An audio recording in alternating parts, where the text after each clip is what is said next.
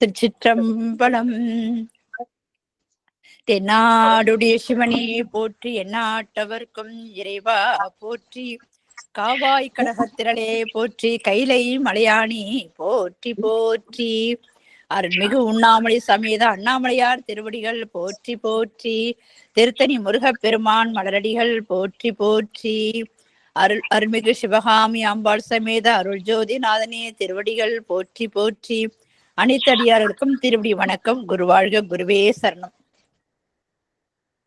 தெளிவு குருவின் திருமேனி காண்டல், தெளிவு குருவின் திருநாமம் செப்பல், தெளிவு குருவின் திருவார்த்தை கேட்டல், தெளிவு குரு ஒரு சிந்தித்தல் தானே, தெளிவு குரு ஒரு சிந்தித்தல் தானே.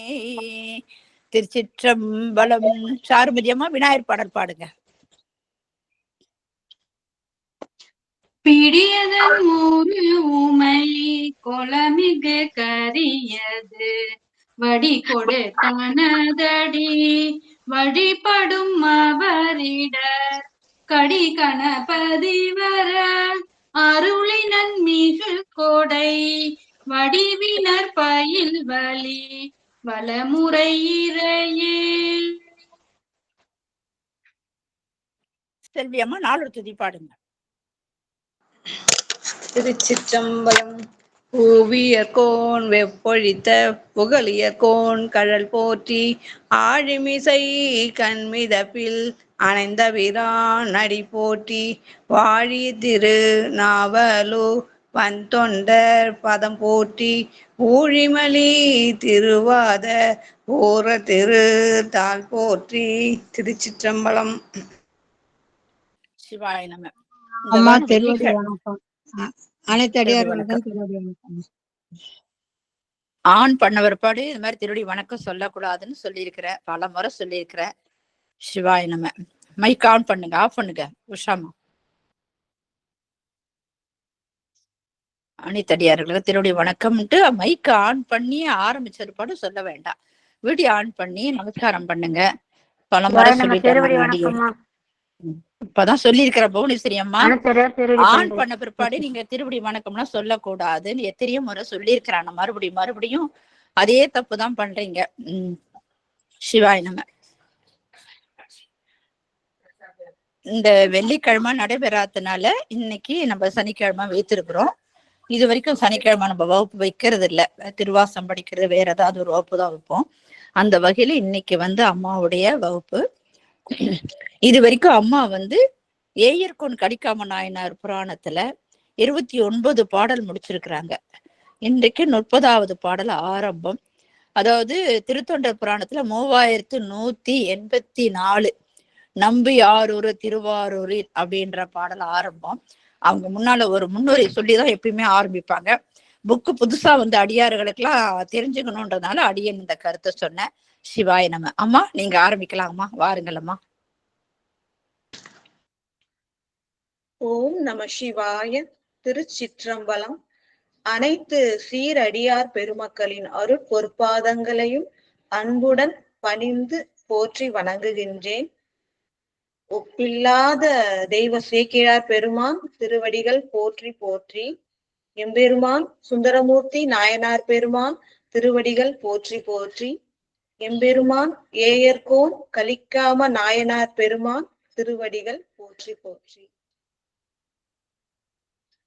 சிவ பரம்பொருள் தில்லையில் நடராஜனாக ஆனந்த தாண்டவம் செய்தருளுகின்றார். உயிர்கள் எல்லாம் உய்யும் பொருட்டு அமுதமாகி அந்த திரு நடனத்தை நமக்கு தந்து கொண்டிருக்கின்றார். அந்த திருவிழா நடந்துட்டு இருக்கு. அந்த இனிய வேளையில் எந்த ஈசனின் பொற்பாதங்களை வணங்கி இன்று எனது அருளுரையை துவக்குகின்றேன். ஏயர்கோன் கலிக்காம நாயனார் பெருமானுடைய அருள் வரலாற்றுல பெரும் பகுதி நமக்கெல்லாம் தலைவராக விளங்குகின்ற இறைவனுக்கு தொண்டரும் தோழருமாகிய சுந்தரமூர்த்தி நாயனாரின் திருவடிகளை பெருமை பற்றியே பேசுகின்றது. அதெல்லாம் சிந்திக்க நம்ம ரொம்ப கொடுத்து வச்சிருக்கணும். பிரேமாமா சிறப்பான எடுத்து கொடுத்தாங்க எந்த பாடல் அப்படின்னு சொல்லிட்டு எல்லாருக்கும். சென்ற வகுப்புல பார்த்து ஒரு சிறு முன்னோட்டம் பார்த்துட்டு வந்தா தொடர்ச்சி சிறப்பாக அமையும். சுந்தரமூர்த்தி நாயனார் பெருமான் திருத்தொண்ட தொகையை அருளி சிறப்பாக திருவாரூரிலே ஒவ்வொரு காலங்களிலும் விடாது அந்த புற்றிடம் கொண்ட அந்த செழும் தேனை வன்மீகநாத பெருமான் சொல்லுவோம் இல்லையா, இந்த பூங்கோயிலில் வீற்றிருக்கின்ற இந்த வன்மீகநாத பெருமானை வணங்கி கொண்டு இருக்கும் வேளையில என்னாது அப்படின்னு சொன்னா, குண்டையூர்ல இருக்கிற கிழார் நிறைய ஜமீன்தார் போல நிறைய நிலம் வச்சிருக்கிறவரு. அவரு சுந்தரமூர்த்தி நாயனாருடைய பெருமைகளை கேள்வியுற்று திருவடி மேல ரொம்ப அன்பு கொண்டு அதனால சுந்தரமூர்த்தி நாயனார் பெருமானுக்கு திருத்தொண்டு செய்தார். என்ன திருத்தொண்டுனா, தினம்தோறும் அனுப்பார், ஒரு நாள் கூட விடாம தினம்தோறும் திருவமுது சுந்தரமூர்த்தி நாயனாரும் பறவை அம்மையாரும் திருவமுது செய்யணும்ன்றதுக்காக உயர்ந்த நெல்லாகி அந்த செந்நெல், அந்த செந்நெல்லும் அந்த பருப்பு வகைகள் அது பொன் போல இருக்குமா, அவ்வளோ அவருடைய சிறந்த பருப்பு வகைகள், அந்த பொன் போன்ற பருப்புகள், அதுக்கப்புறம் இனிப்பாலான எல்லா பலகாரங்கள், அது எல்லாமே என்ன பண்ணுவாங்க, இன்னும் ஒரு சிறந்த உணவு, ஒரு அரசர் எவ்வாறு உணவு எடுத்துப்பாரோ அது போல மிக சிறப்பான உணவு வகைகள் எல்லாத்தையுமே நாள்தோறும் தவறாது பறவையார் மாளிகைக்கு அனுப்பி கொண்டு வந்திருந்தார். இவ்வாறு இந்த திருத்தொண்டு செய்து கொண்டிருக்கும் பொழுது அப்ப எப்படி சொன்னா, அன்போடு செய்து கொண்டிருந்தார், பக்தியோடு செய்து கொண்டிருந்தார். இது செஞ்சிட்டு இருக்கும் போது என்ன ஆகுது அப்படின்னு சொன்னா, மழையின்மையினால வளம் சுருங்கிற்று, தானியங்கள் போதிய அளவு விளையல. அதனால ஒரு நாள் பாத்தீங்கன்னா சுந்தரமூர்த்தி நாயனார் பெருமானுக்கு கொடுக்கிற அளவுக்கு நெல் இல்லை. ரொம்ப வருத்தப்படுறாரு. அடியாருக்கு இறைவனுடைய தொண்டரும் தோழரும் ஆகிய சுந்தரமூர்த்தி நாயனார் பெருமானுக்கு தினமும் அனுப்பிட்டு இருந்தோமே, இப்ப இன்னைக்கு அனுப்ப முடியலையே, அவர் உணவு சாப்பிடாம இருந்துட்டா என்ன ஆகுறதுன்னு இவருக்கு ரொம்ப கவலை. சாப்பிடாம இருந்துட்டா என்ன ஆகுதுன்னு சொல்லிட்டு, நமக்கு எதுக்கு உணவு, அவருக்கே உணவு இல்லைன்னு சொல்லிட்டு தான் உணவு உண்ணாமல் அந்த வருத்தத்தோடு தொண்டுக்கு தடை ஏற்பட்டதேன்ற வருத்தத்தோடயே உறங்குகின்றார். இறைவன் கனவுல அவருக்கு என்ன சொல்றார் அப்படின்னு சொன்னா, ஆரூரன் தனக்கு உன்பால் நெல் தந்தோம். அவனுக்கு நெல் இல்லைன்னு தானே கவலைப்படுற, அதனால ஆரூரனுக்கு நெல் தருகின்றேன், உன் மூலமாக தருகின்றேன் அப்படின்ட்டு இறைவன் அருள் செய்து குபேரனுக்கு, அழகாபுரி அப்படின்ற அந்த நகரத்தை ஆளுகின்ற குபேரனுக்கு இறைவன் ஆணையிடுறார், சுந்தரனுக்காக நெல் தர வேண்டும் சொல்லிட்டு. இப்ப இறைவனே ஆணையிட்டால் அந்த நெல் எவ்வளவு கொடுக்கணும் இல்லைங்களா? ஏன்னா இறைவனோட பெருமை பெரியது, ஒரு கட்டளை இட்டாரு. அதனால அந்த குபேரன் என்ன பண்றான் அப்படின்னு சொன்னா, அந்த குண்டையூர் ஊர் முழுவதுமே நிறைஞ்சி இருக்கும்படி நெல்மலையா குளிச்சுட்டாரு. அந்த குண்டையூர் முழுவதும் நெல்மலை. அந்த நெல்மலை எப்படி இருக்குன்னா, வானத்தையும் அளக்கக்கூடிய உயரம் கொண்டதாக இருந்தது. அவ்வளவு உயர்ந்த நெல்மலை, அதாவது அகலத்திலயும் பெருசு உயரத்திலயும் பெருசு நிறைஞ்சு இருக்கு. அந்த நெல் மலைய குபேரன் குவிச்சிடுறாரு. விடிஞ்ச பிறகு அதை கண்டு குண்டையூர் கீழே ரொம்ப ஆச்சரியப்படுறாரு. அது பார்க்க கூட முடியல, அந்த அளவுக்கு உயரமா இருக்கு, இவ்வளவு அகலம் கொண்டதா இருக்கு. இத எடுத்த மனுஷங்களால எடுக்கக்கூடிய அளவு கொண்டது இது கிடையாதுன்றத தெரிஞ்சு இறைவன் நமக்கு அருள் செய்தாருனால இதை நம்ம எடுத்து கொண்டு போய் சுந்தரமூர்த்தி நாயனாருக்கு கொடுக்க முடியாது, இதை எப்படி எடுத்துட்டு வரணும்ன்றது அவர்கிட்ட தான் விண்ணப்பம் செய்யணும். சுந்தரமூர்த்தி நாயனார தேடி போய் இதை விண்ணப்பம் செய்வோம்னு இவர் வராரு. சுந்தரமூர்த்தி நாயனார் பெருமானுக்கு கனவுல அருள் செய்கின்றார், இது போல உனக்காக குண்டையூர்ல நெல் கொடுத்திருக்கான்னு சொல்லிட்டு. அவரே அதை காண்பதற்காக சுந்தரமூர்த்தி நாயனார் பெருமான் குண்டையூரை நோக்கி திருவாரூர்ல இருந்து வர்றாரு. ரெண்டு பேரும் எதிர சந்திச்சுக்கிறாங்க. இப்போ குண்டையூர் கிழார் சுந்தரமூர்த்தி நாயனார் பெருமானுடைய பொன்னார்ந்த திருவடிகளை வணங்கி சொல்றாரு. என்ன சொல்றாரு அப்படின்னு சொன்னா, இது இந்த நெல் முதல் காலத்துல இருந்து எனக்கு செய்து வந்த இந்த பணிக்கு இன்று ஒரு தடை ஏற்பட்டது.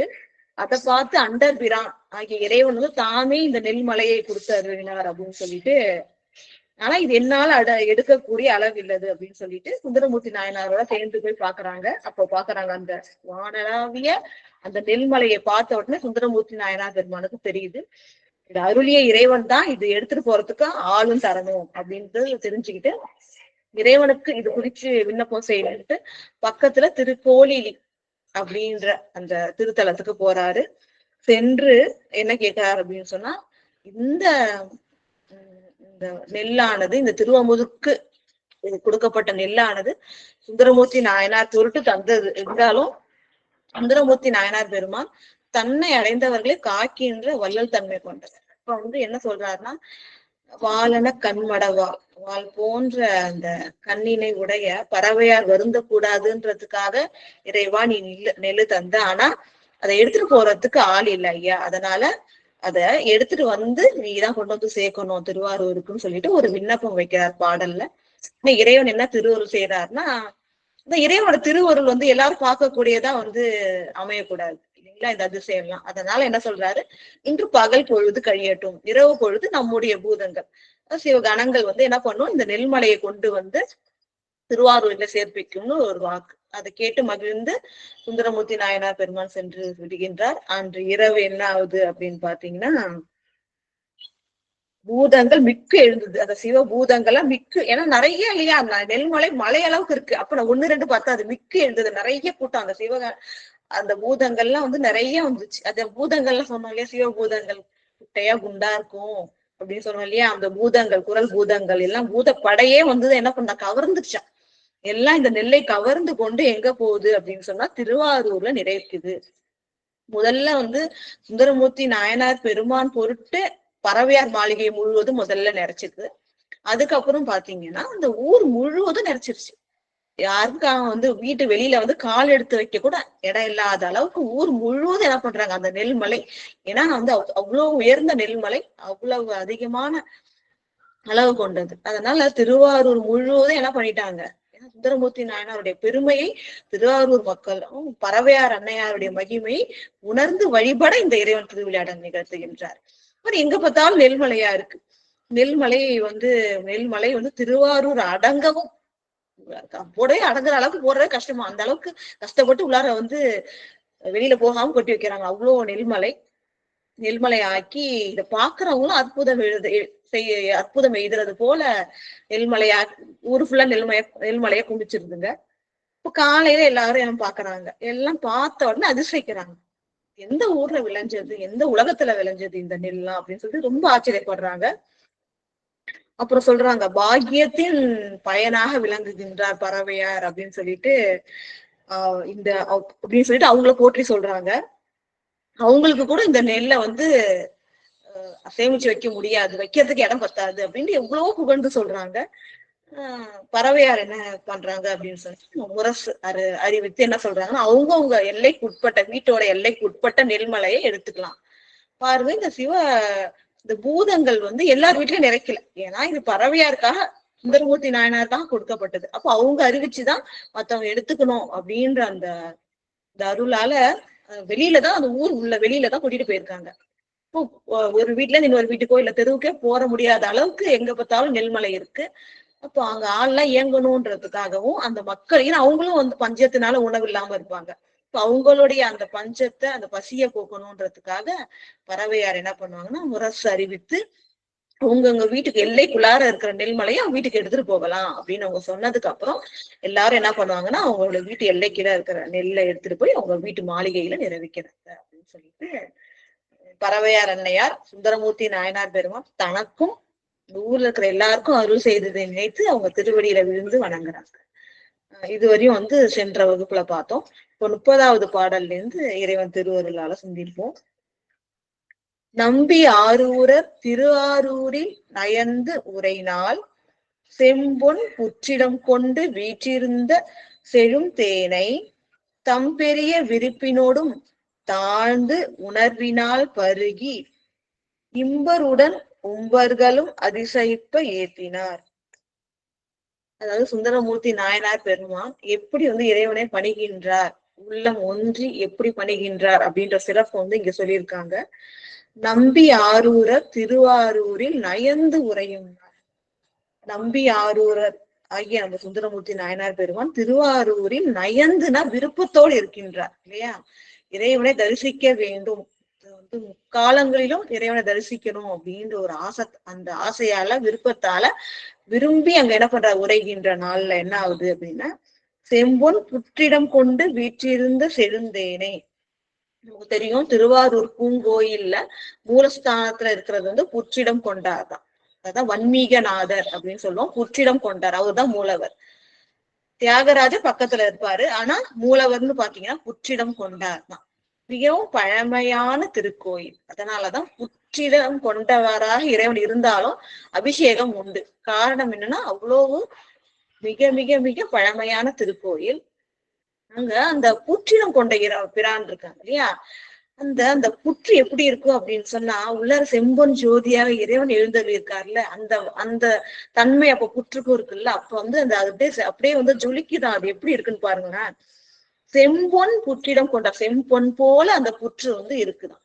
அப்படி போல அந்த செம்பொன் போன்ற புற்றினை இடம் கொண்டிருக்கின்ற இறைவன் அவர் எப்படி இருக்காருன்னா செழும் தேனா, செழும் சுடரா இருக்காரு. தேனாக இனிக்கின்றார், அடியவர்களுக்கு உள்ளத்தில் தேனாக தித்திக்கின்றார். அத்தகைய செழுந்தேனை வணங்கி தானும் இன்பம் பெற வேண்டும், அருள் பெற வேண்டும் என்று சுந்தரமூர்த்தி நாயனார் வணங்குகிறார். எப்படி வணங்குகிறார் பாத்தீங்கன்னா, அந்த செழுந்தேனை தம் பெரிய விருப்பினோடும், அந்த விருப்பம் அப்படின்னு சொல்றது அன்பு மேலும் மேலும் பெருகும் போது அது விருப்பம், அந்த ஆசை ஆர்வத்தோட போய் தாழ்ந்து இறைவன் திருவடியை வணங்கி, அடுத்தது உணர்வினால் பருகி.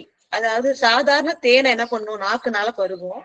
ஆனா இது வந்து சிவம் ஆகிய தேனை வந்து உணர்வினால் தான் பருக முடியும். அப்ப உள்ளம் ஒன்றி அந்த உணர்வினால் பருகுகின்றார். அப்ப வந்து இந்த இந்த இன்பம் வந்து எங்க கிடைக்குன்னா உயிருக்குள் கிடைக்கும். அதுதான் முக்கியம். இறைவனை உள்ளன்போடு வணங்கினா உயிருக்கு அது இன்பம் பயக்கும்.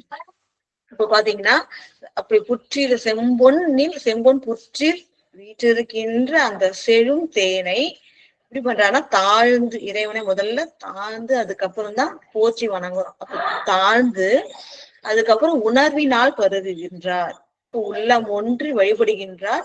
அந்த அன்புணர்வு ஏற்படுது. அந்த அன்பு உணர்வுனால என்ன பண்றார், இறைவனை அவர் பருகுகின்றார். பருகி இம்பருடன் உம்பர்களும் அதிசயிப்ப ஏற்றினார். இம்பர்னா இவ்வுலகத்தவர், உம்பர்னா மேலுலகத்தவர்கள். இப்ப வந்து இம்பருடன் உம்பர்களும் அதிசயிப்ப ஏற்றினார். எல்லாருமே அதிசயிக்கிறாங்க இவரோட அன்பும் பக்தியும். இந்த உள்ளம் ஒன்றி இறைவனை வணங்குகின்ற அந்த அன்பு பெருமையெல்லாம் வந்து எல்லோரும் வணங்குகின்றார்கள் இல்லையா. இப்ப நம்ம ஏன் அடியார் பெருமக்களை வணங்குகின்றோம்னா அவர்கள் செய்த தொண்டு, இறைவனை வழிபட்ட முறை இல்லையா. அது போலதான் இங்க சொல்றாங்க, இம்பருடன் உம்பர்களும் அதிசயிப்ப ஏற்றினார். இங்க வந்து திருவாரூர்ல ஏன் இந்த வரி கொடுத்திருக்கார் சேக்கிழார் பெருமான் பாத்தீங்கன்னா, நமக்கு வந்து தெரியும் திருக்கூட்ட சிறப்பு பெரிய புராணத்துல படிச்சிருக்கோம். அதுல என்ன வரும் அப்படின்னு சொன்னா, எப்படி வந்து தில்லையில சிதம்பரத்துல வந்து நம்ம கிழக்கு வாசல், அந்த கிழக்கு கோபுரத்தை கடந்த உடனே இந்த ஆயிரங்கால் மண்டபம் இருக்கும். அதே போல திருவாரூர்லயும் இந்த ராஜகோபுரத்தை கடந்து உள்ளார போன உடனே தேவாசிரியன் மண்டபம் இருக்கும். அங்க எப்போதும் வந்து அடியார் பெருமக்கள் குழுமி இருப்பாங்க. கூடவே தேவர்களும் எப்போதும் இருப்பாங்களாம். அது வந்து சேக்கிழார் பெருமாளுடைய அருள் வாக்கு. அது வந்து சொல்லுவாங்க, பூவார் திசைமுகன் இந்திரன் பூமிசை மாவாழ் அகலத்து மால் முதல். முதல்னா அப்படின்னா இவங்க எல்லாம் முதலைவர்கள் முதல்ல. அதுக்கப்புறம் இவங்களுக்கு அப்புறம் இருக்கிற மற்ற தேவர்கள் எல்லாருமே இந்த தேவாசிரியன் மண்டபத்துல இருப்பாங்க. இந்திரன் எப்படி சொல்றாங்க பாருங்க, திசைமுகன் ஆகிய பிரம்மா, இந்திரன், மால்னா திருமாலி முதலிய எல்லாரும் வானவர் எல்லாருமே ஓவாதுன்னா எப்போதும் இடைவிடாது நீங்காது எவரும் நிறைந்து உறைந்துள்ளது தேவாசிரியன் என்னும் திருக்காவனம். எப்போதுமே அவங்க தங்கி இருக்கிற இடம் வந்து தேவாசிரியன் எனப்படும் அந்த திருக்காவனம் சொல்றாங்க. அந்த தேவாசிரியன் மண்டபத்துல எப்போதும் மானிட ரூபத்துல இருப்பாங்களாம் அந்த தேவர்கள். காரணம் என்னன்னா, அப்படி வந்து மனுஷங்களோட மனுஷங்களா போய் இறைவனை வணங்கி அருள் பெற வேண்டும் சொல்லிட்டு. அப்ப அது மாதிரி சரியான அதனாலதான் இது சொல்றாங்க. அப்ப திருவாரூர்ல இந்த உலக மக்கள் ஆகிய இம்பர்கள் மட்டும் இல்லாம உம்பர்களும் இருப்பாங்க. அவங்க எல்லாருமே அதிசயிக்கிறாங்க. இவர் வந்து அன்போடு பக்தியோடு அந்த பரவிய பாடலை கேட்டு வணங்குகின்றார்கள் சொல்லிட்டு அந்த திருவாரூரோட பெருமையும் சுந்தரமூர்த்தி நாயனார் பெருமாளுடைய பெருமையும் இந்த பாடல்ல வந்து சொல்றோம். அடுத்தது 31வது பாடல். இங்க வந்து அதிசயிப்ப ஏத்தினார்னா புகழ்ந்து சொல்றது. ஃபர்ஸ்ட் திருவடியை வணங்கணும், அப்புறம் இறைவன் திருவடியை எப்படி பதிகங்கள் எல்லாம் போற்றி சொல்றாங்களோ அதுதான் ஏற்றினார். அடுத்தது 31வது பாடல். அடுத்த நிகழ்வு முதல்ல வந்து இந்த குண்டையூர் கிழார் அவர் செய்த திருத்தொண்டு. அது அடுத்தது வந்து இப்ப கோட்புலி நாயனார் அவரோட பக்தி திறம் அத வந்து இங்க சொல்றாங்க. குலவு புகழ் கோட்புலியார் குறையிறந்து தம்பதிக்கன் அழகில் புகழ் ஆரூரர் எழுந்தருள அடிவணங்கி நிலவிய வன்தொண்டர் அது இசைந்ததன் பின் நேர் இறைஞ்சி பலர் புகழும் பண்பினால் மீண்டும் தம்பதி அணைந்தார். அதாவது என்னன்னா, புலவு புகழ் கோட்புலியார், அந்த கோட்புலி நாயனாருடைய புகழ் எங்குமே எங்குமே வந்து நிறைஞ்சி இருக்கு. காரணம் வந்து அவர் வந்து செயற்கரிய செய்கையை வந்து செய்தவர் இல்லையா. அந்த இறைவனுடைய திருவம்புதுக்குன்னு கட்டி வைத்து அந்த நெல் கூட வந்து கலைக்கணும்னு மனசால கூட நினைக்க கூடாதுன்னு சொல்லிட்டு தன்னுடைய சுற்றத்தாருக்கு தனித்தனியா சொல்வார். தனித்தனியாக அப்படின்னு கூப்பிட்டு அந்த மனசால கூட நினைக்க கூடாது அப்படின்னு சொல்லிட்டு ஆணை திருவிரையா களின்னு சொல்லிட்டு இறைவன் மீது ஆணையிட்டு சொல்லி போவார். இந்த இறைவனுக்குன்னு கட்டிய திருவாமுதுக்காக கட்டிய நெல் கூடு அதை எடுக்கணும்னு சொல்லிட்டு மனசால கூட யாரும் நினைக்க கூடாதுன்ட்டு தன்னுடைய சுற்றத்தார் ஒருவருத்தருக்கும் சொல்லி போவாரு. ஆனா அவங்க அதை மீறதுனால கோட்புலி நாயனாரால தண்டிக்கப்பட்டு சொர்க்கத்தை அடைவார். அதெல்லாம் வந்து பிற்பகுதியில வரப்போகுது. அவ்வாறு அன்பும் பக்தியும் கொண்ட அந்த பக்தியுள்ள அவ்வளவு உரைப்பு கொண்ட கோட்புலி நாயனார், அதனாலதான் வந்து குலவு புகழ் சொல்றாங்க. அவ்வாறு அவரோட புகழ் எங்கும் விளங்குகின்றது. அவ்வாறு விளக்கம் உடைய புகழை கொண்ட கோட்புலியார் அவர் வந்து திருநாட்டிய தான்குடி அப்படின்ற பதியில வசிக்கின்றவர் நம்முடைய கோட்புலி நாயனார். அவர் என்ன பண்றாருன்னா, குறையிறந்து அப்படின்னு சொன்னா தனக்கு ஒரு குறை இருக்கு, ஒரு விருப்பம் இருக்கு, அதை நிகழாம இருக்கிறதுனால அது ஒரு குறையா இருக்கு. அதை வந்து சரி பண்ணி தரணும், நிவர்த்தி செய்யணும் அப்படின்னு சொல்றாரு. என்ன குறைனா, தம்முடைய பதிக்கு சுந்தரமூர்த்தி நாயனார் பெருமான் எழுந்தருள வேண்டும். அதான் பதியும் புண்ணியமாவும் தன்னுடைய வீடு கிரகம் புண்ணியமாவும் சுற்றத்தார்கள் எல்லாம் நன்மை அடைவார்கள். அவரை வந்து வரவேற்று வணங்குற பாக்கியம் தனக்கு கிடைக்கும். அதனால தன்னுடைய விருப்பம் குறையா இருக்கிற அந்த ஒரு விருப்பத்தை வந்து சுந்தரமூர்த்தி நாயனாருக்கு வந்து விண்ணப்பம் செய்கின்றார். குறையிறந்து தம்முடைய பதியாகிய திருநாட்டிய தான்குடியில அழகில் புகழ் ஆரூரர் எழுந்தருள. அழகுனா அளவுன்னு அர்த்தம். அழகில்னா அளவே இல்லாத புகழை உடைய ஆரூரர் இல்லையா. ஆரூரருடைய புகழ் எல்லை இல்லாதது. திருமாலும் பிரம்மனாலும் அறிய முடியாத இறைவன் தாமே வலிய வந்து ஆட்கொள்ளப்பட்ட பெருமை உடையவர். அது மட்டும் இல்லாம பறவையாருடைய ஊடலை தீர்த்து சுந்தரமூர்த்தி நாயனாருக்கு அருள் செய்ய 1க்கு 2 முறை திருவாரூர் வீதிகளில் நடந்து இறைவன் அருளியவர். அவர் அத்தகைய புகழுடைய அழகில்னா அளவே இல்லாத புகழை உடைய ஆரூரர் எழுந்தருள. இப்ப என்னுடைய பதிக்கு எழுந்தருளணும், அதுதான் எனக்கு குறையா இருக்கு, நீங்க வராம இருக்கிறதுன்னு அடிவணங்கி சொல்ல. அடிவணங்கினா சுந்தரமூர்த்தி நாயனார் பெருமான் திருவடியை கோட்புலி நாயனார் வணங்கி தன்னுடைய வந்து விருப்பத்தை சொல்ல, நிலவிய வன்தொண்டர் அது இசைந்தது பின். வன்தொண்டர் பெருமான் ஆகிய எனக்கு ஏன் வன்தொண்டர்ன்ற நாமம் ஏன் சொல்றாங்கன்னா, இறைவனே என்ன பண்றாருன்னா, வலிந்தாட்கொள்ளப்பட்ட போது திருவெண்ணை நல்லூர்ல பழைய அந்த ஆவணத்தை காட்டி வலிந்தாட்கொள்ள போது இறைவன் தந்த அருள் நாமம் தான் வன்தொண்டர். என்னோடு வன் சொற்களை சொல்லி வன்தொண்டர் என்ற நாமம் பெற்ற சொல்றாங்க இல்லையா. அப்ப வந்து இதுக்காக இங்க வன்தொண்டர் சொல்றாங்க, இறைவனாலே வலிந்தாட்கொள்ளப்பட்டவர், அதனால சிறப்புக்குரிய நம்பி ஆரூரன்றத கோடிட்டு காட்டுறதுக்காக செய்கிறார் பெருமான் வன்தொண்டர் சொல்றாங்க. அப்ப வந்து கோட்புலி நாயனாருடைய விருப்பத்திற்கு இசைந்து அதை ஏற்றுக்கொண்டார். அது இசைந்ததன் பின் அவர் சொன்ன அந்த விண்ணப்பத்தை ஏற்று இசைந்ததன் பின் நேர் இறைஞ்சி.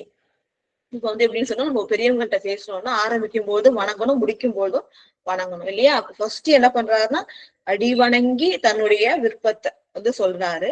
அவர்கிட்ட பேசி முடிச்சு அவர் ஒத்துக்கிட்டதுக்கு அப்புறமா திருப்பியும் அடி வணங்கி செல்கின்றார். அதுதான் நேர் இறைஞ்சி. அவர் நேருக்கு நேர் பார்த்து மறுமுறையும் வணங்கி கொண்டு பலர் புகழும் பண்பினார், பலராலும் புகழப்படுகின்ற பண்பினை உடைய கோட்புலி நாயனார் மீண்டும் தம்பதி அணைந்தார். சந்தோஷத்தோட இப்ப வந்து நம்ம ஒரு விண்ணப்பம் வச்சோம், அவர் வந்து வரதற்கு அருள் செய்துட்டார் அப்படின்னு சொல்லிட்டு மகிழ்ச்சியோட பலர்புகழும் பண்பினை உடைய, பலர்புகழும் பண்பு என்ன அப்படின்னு சொன்னா சிவ திரவியத்தை சிவபெருமானுக்கு தொண்டு செய்யணும். அந்த சிவ திரவியத்தை அபகரிப்பவர்களை தண்டிக்க வேண்டும். அந்த புகழினை கொண்ட அந்த கோட்புலி நாயனார் வந்து மீண்டும் தன்னுடைய பதியாகிய நாட்டிய தான்குடிக்கு செல்கின்றார். 31வது பாடல். அடுத்தது 32வது பாடல். தேவர் ஒதுங்க திருத்தொண்டர் மிடையும் செல்வ திருவாரூர் காவல் கொண்டு தனியாலும் கடவுள் பெருமான் கழல் வணங்கி நாவலூரர் அருள் பெற்று நம்பர் பதிகள் பிறனண்ணி பாவை பாகர் தமை பணிந்து பாடும் விருப்பில் சென்று அடைவார். அடியார்களுடைய ஒரு ஒரு உயர்ந்த பண்பு, மிக சிறந்த பண்பு என்னன்னு பாத்தீங்கன்னா, அந்த ஊர் எல்லையை விட்டு நீங்கும் போது, எந்த ஒரு காரணத்துக்காவது இருக்கலாம், ஆனா அந்த ஊர் எல்லையை விட்டு நீங்கும் பொழுது இறைவனை, திருக்கோயில்ல இருக்கிற இறைவனை சென்று வணங்கி அருள் பெற்றுதான் போவாங்க. அதே போல வெளியூருக்கு போயிட்டு அந்த வேலையெல்லாம் முடிச்சுட்டு திருப்பி வரும்போதும் முதல்ல அந்த தலம், தன்னோட ஊர்ல இருக்கிற சிவஸ்தலத்துக்கு சென்று இறைவனை வணங்கி அதுக்கப்புறம் தான் வீட்டுக்கே வருவாங்க. இது அடியார்கள் மரபு. திருஞான சம்பந்தமூர்த்தி நாயனார் வரலாறுலையும் பார்த்துட்டீங்கன்னாலும், நம்பியாரூரர் பெருமான் வரலாறுல பார்த்தாலும் இந்த உண்மை நமக்கு தெளிவா தெரியும். இப்ப கோட்புலி நாயனார் அழைச்சிருக்காரு, அங்க போகணும். அப்ப இந்த திருவாரூர் பெருமானை வணங்கி அருள் விடை பெற்று கொண்டு போகணும்னு சொல்லிட்டு அது திருவாரூர் அந்த கோயிலுக்கு போறாரு. அது எப்படிப்பட்ட சிறப்பு கூடியதுன்னு சொல்லிருக்காங்க பாருங்க. தேவர் ஒதுங்க திருத்தொண்டர் விடையும். அதாவது என்னன்னா, பார்த்தோம் இல்லையா, தேவாசிரியன் மண்டபத்துல தேவர்கள் எல்லாம் கூடி இருப்பாங்க எப்ப இறைவனை தரிசிச்சு அருள் பெறணும்னு சொல்லிட்டு. ஆனா பாத்தீங்கன்னா அவங்களுக்கு வந்து எப்போதும் அந்த பாக்கியம் கிடைக்காது. காரணம், தேவர்களுக்குன்னு ஒரு குறிப்பிட்ட நேரம் இருக்கு. எல்லா உயிர்களுக்கும் எல்லா பூதங்களுக்கும் இறைவன் தலைவன் இல்லையா, எல்லாருக்குமே அருள் செய்யணும். ஆனா தேவர்களுக்கும் ஒரு குறிப்பிட்ட நேரம் இருக்கு. அந்த நேரம் வரையும் அவங்க காத்திருக்கணும். இப்ப என்ன பண்ணுவாங்களாம், தேவர்கள் எல்லாம் காத்துட்டு இருக்காங்க அந்த நேரம் வர வரையும். ஆனா அடியார்களுக்கு அந்த அந்த நேர காத்திருத்தலே கிடையாது. அதுதான் சிறப்பு. எப்போ நினைக்கிறாங்களோ அப்போ இறைவன் உடனே அவர்களுக்கு ஓடி வந்து அருள் செய்வார். அடியார்கள் மட்டும் எப்போதும் சென்று தரிசனம் செய்யலாம். அந்த சிறப்பு அடியார்களுக்கு உண்டு. இப்ப நந்தியம் பெருமானால வந்து விலக்கி வைக்கப்பட்டிருக்காங்க தேவர்கள்லாம். சுவாமி பாக்கிறதுக்காக நிக்கிறாங்க. இப்ப அடியார்கள் வராங்க. இப்ப அதை என்ன பண்றாங்க, நந்தியம் பெருமான் தேவர்களை வந்து விளக்குறாரு. நீங்க உங்க காலம் வரையும் நீங்க வெயிட் பண்ணணும், காத்திருக்கணும், அடியார்கள் சென்று வணங்கலாம்னு சொல்லிட்டு. இப்ப தேவர்கள் ஒதுங்க தங்களுடைய நேரம் வர என்ன பண்றாங்க, நிக்கிறவங்க எல்லாம் ஒதுங்கி, அடியார்களுக்கு ஒதுங்கி காத்திருக்காங்க. திருத்தொண்டர் விடையும், அவங்க எல்லாம் தாண்டிக்கிட்டு யாரு போறா, திருத்தொண்டர்கள் அந்த மூலஸ்தானத்துக்கு செல்கின்றார்கள். அப்படிப்பட்ட பெருமை உடைய செல்வ திருவாரூர். ஏன் செல்வ வளம்னா இங்க முக்தி திருவையும் தருகின்ற செல்வ வளம், பொருள் செல்வம் மட்டும் இல்லாம முக்தி செல்வமும் தருகின்ற அந்த செல்வ திருவாரூர் வந்து அடியார்கள் வந்து முதல்ல சென்று வணங்குகின்றார்கள். அத்தகைய பெருமை பொருந்தி அந்த பதியில காவல் கொண்டு தனியாலும் கடவுள் பெருமான்.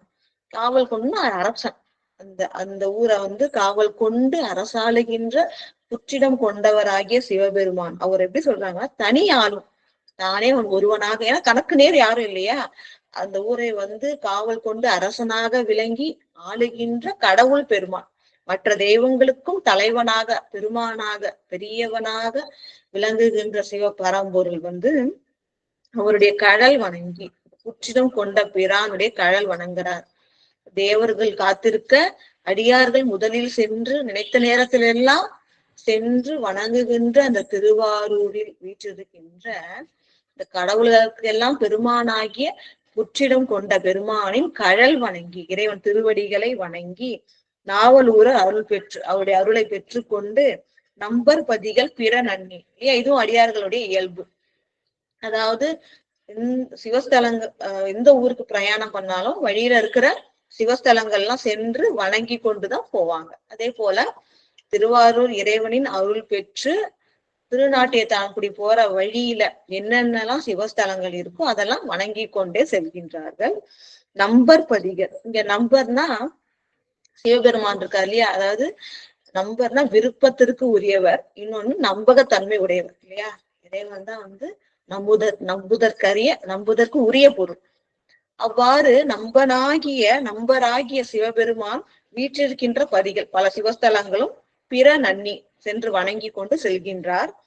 பாவை பாகர் தமை பணிந்து. இவ்வாறு இறைவன் திருத்தலங்கள்லாம் சென்று உமையன்னையை பாகமாக கொண்ட சிவபெருமானை பணிந்து பாடும் விருப்பில் சென்று அடைவார். அதாவது என்னன்னா, ஒவ்வொரு சிவஸ்தலங்களுக்கும் போய் அன்போடு பாடுகின்றார், பாடல் தொண்டு வந்து செய்கின்றார். இப்ப நம்பர் பதிகள் பிறனன்னி பாவை பாக தமை பணிந்து. அப்ப என்ன பண்ணாரு, கோயிலுக்கு போறாரு, வழியில இருக்கிற சிவஸ்தலங்கள் தோறும் இறைவனை பணிகின்றார்.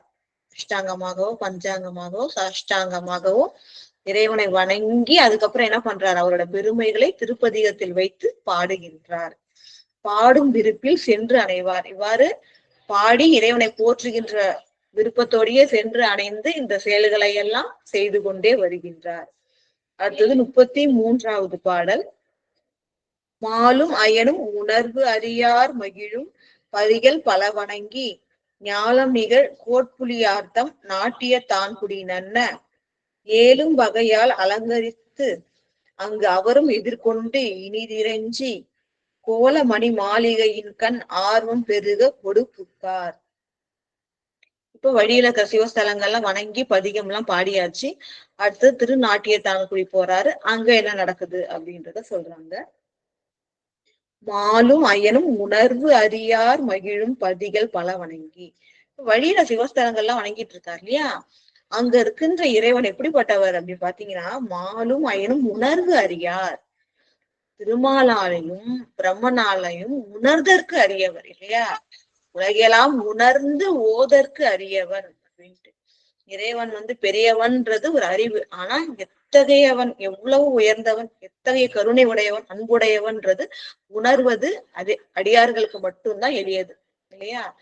அப்ப வந்து அடியார்களுக்கு அது எளியது, ஆனா திருமாலுக்கும் பிரம்மனுக்கும் அது அரியது. அவங்களால கூட உணர முடியாத பெரியோனாகிய சிவபெருமான் வழியில இருக்கிற சிவஸ்தலங்கள்லாம் இருக்காரு.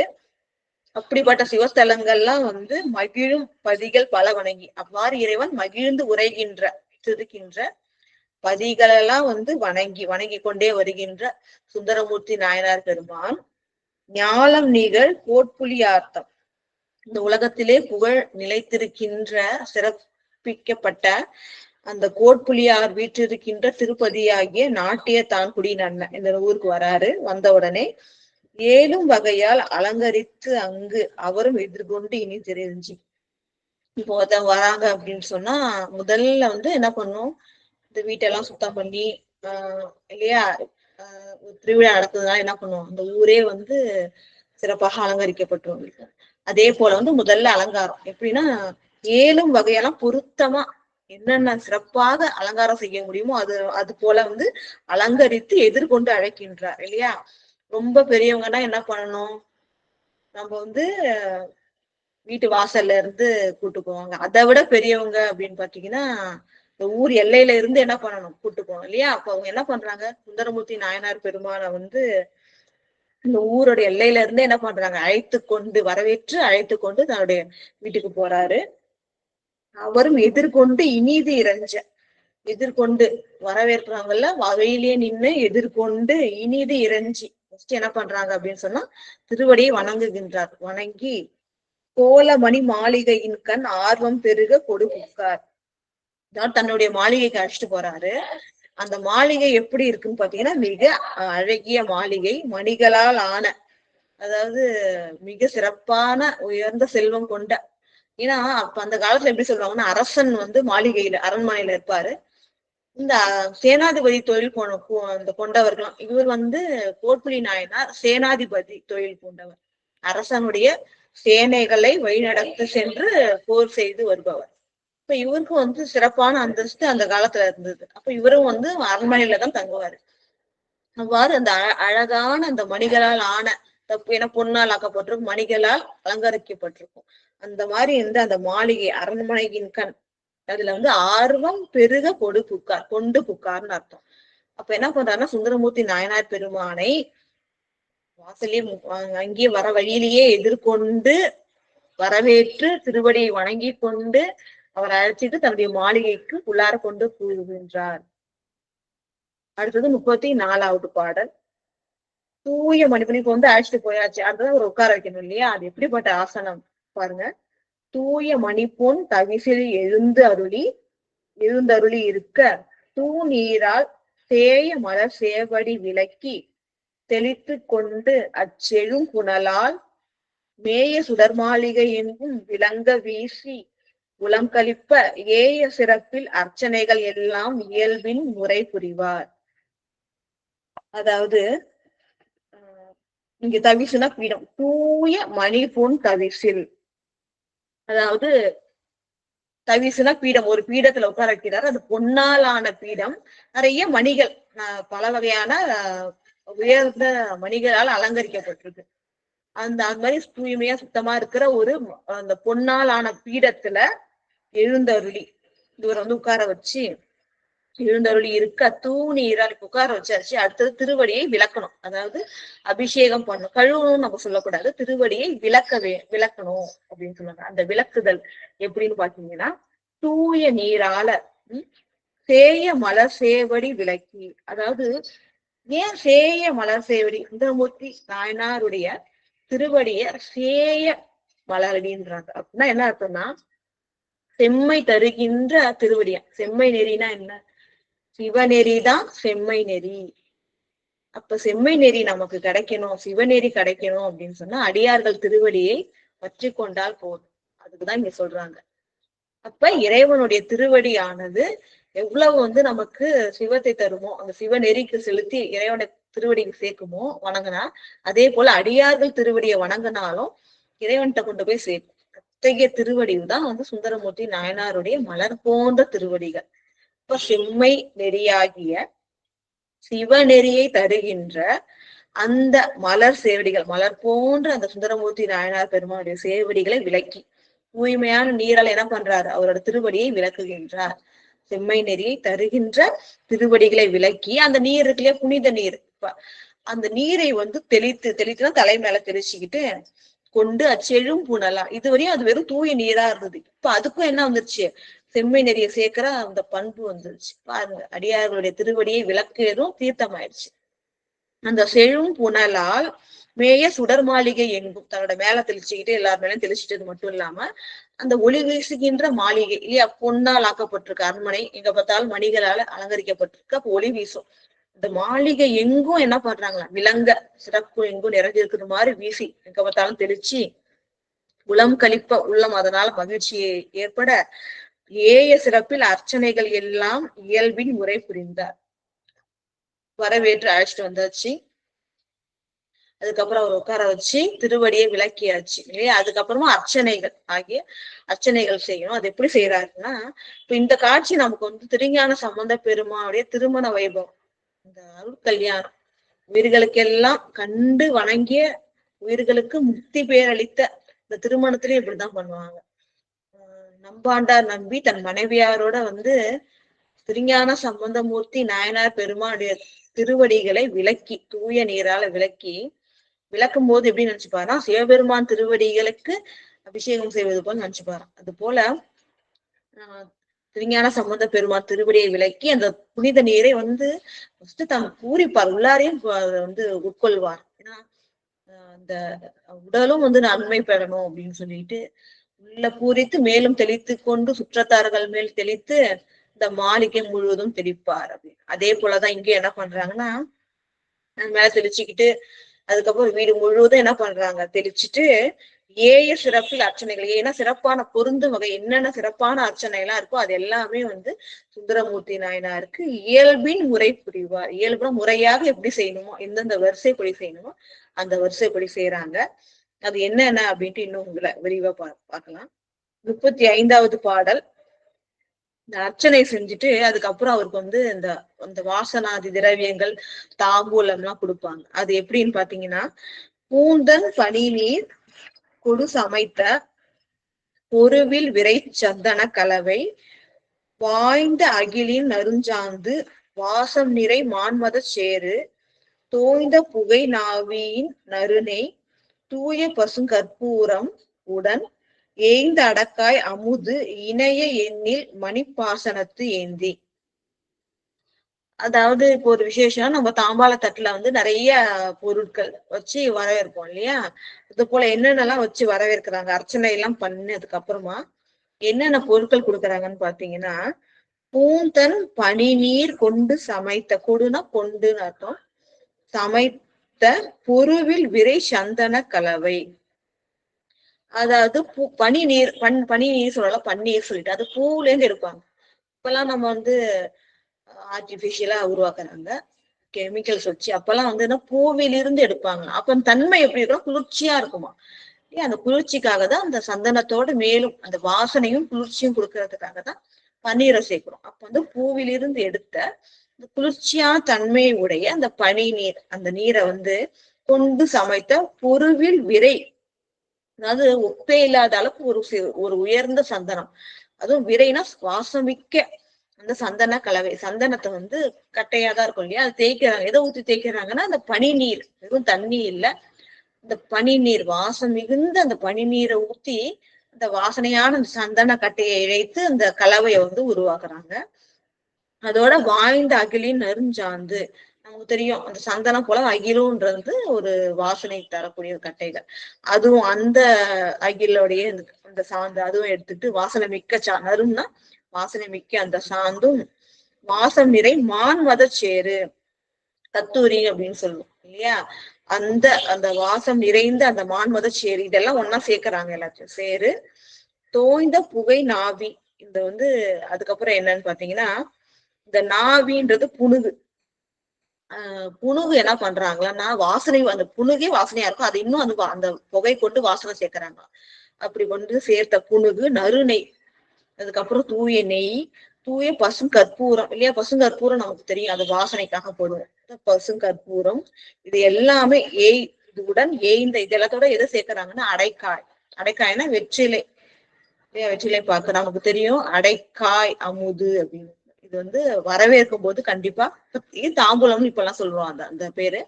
அந்த அடைக்காய் அமுதோட இந்த வாசனை பொருட்கள்லாம் வச்சு, பனி நீரால் அரைச்ச சந்தனம், அதுக்கப்புறம் புணுகு, கத்தூரி, நறுநெய், பசுங்கற்பூரம், அகிலையோட சாந்து, இது எல்லாத்தையும் சேர்த்து என்ன பண்றாங்க, அந்த அந்த அதோட ஏந்த அடைக்காய் அமுது, இதோட சேர்ந்து பொருந்திய அடைக்காய் அமுது, இது எல்லாமே வந்து இணைய எண்ணில், இது போல இணையன இதுக்கு இணையான மற்ற இன்னும் பல வாசன திரவியங்கள் எல்லாத்தையுமே என்ன பண்றாங்க, எண்ணில் எண்ணிக்கையே இல்லாத, இதெல்லாம் வந்து பிரதானமானது எப்பவுமே பயன்படுத்துறது. இது மாதிரியே இன்னும் நிறைய வாசனை திரவியங்கள் எல்லாத்தையுமே மணிப்பாசனத்து ஏந்தி, இது மணினா அழகுனா, அழகிய பாசனங்கள்ல தட்டு, நல்ல அலங்காரம் உடைய தட்டுல வந்து தாம்பாலம் சொல்லலாம், தட்டுல வந்து இந்த வாசனை பொருட்கள்லாம் ஏந்தி அவருக்கு கொடுக்குறாங்க.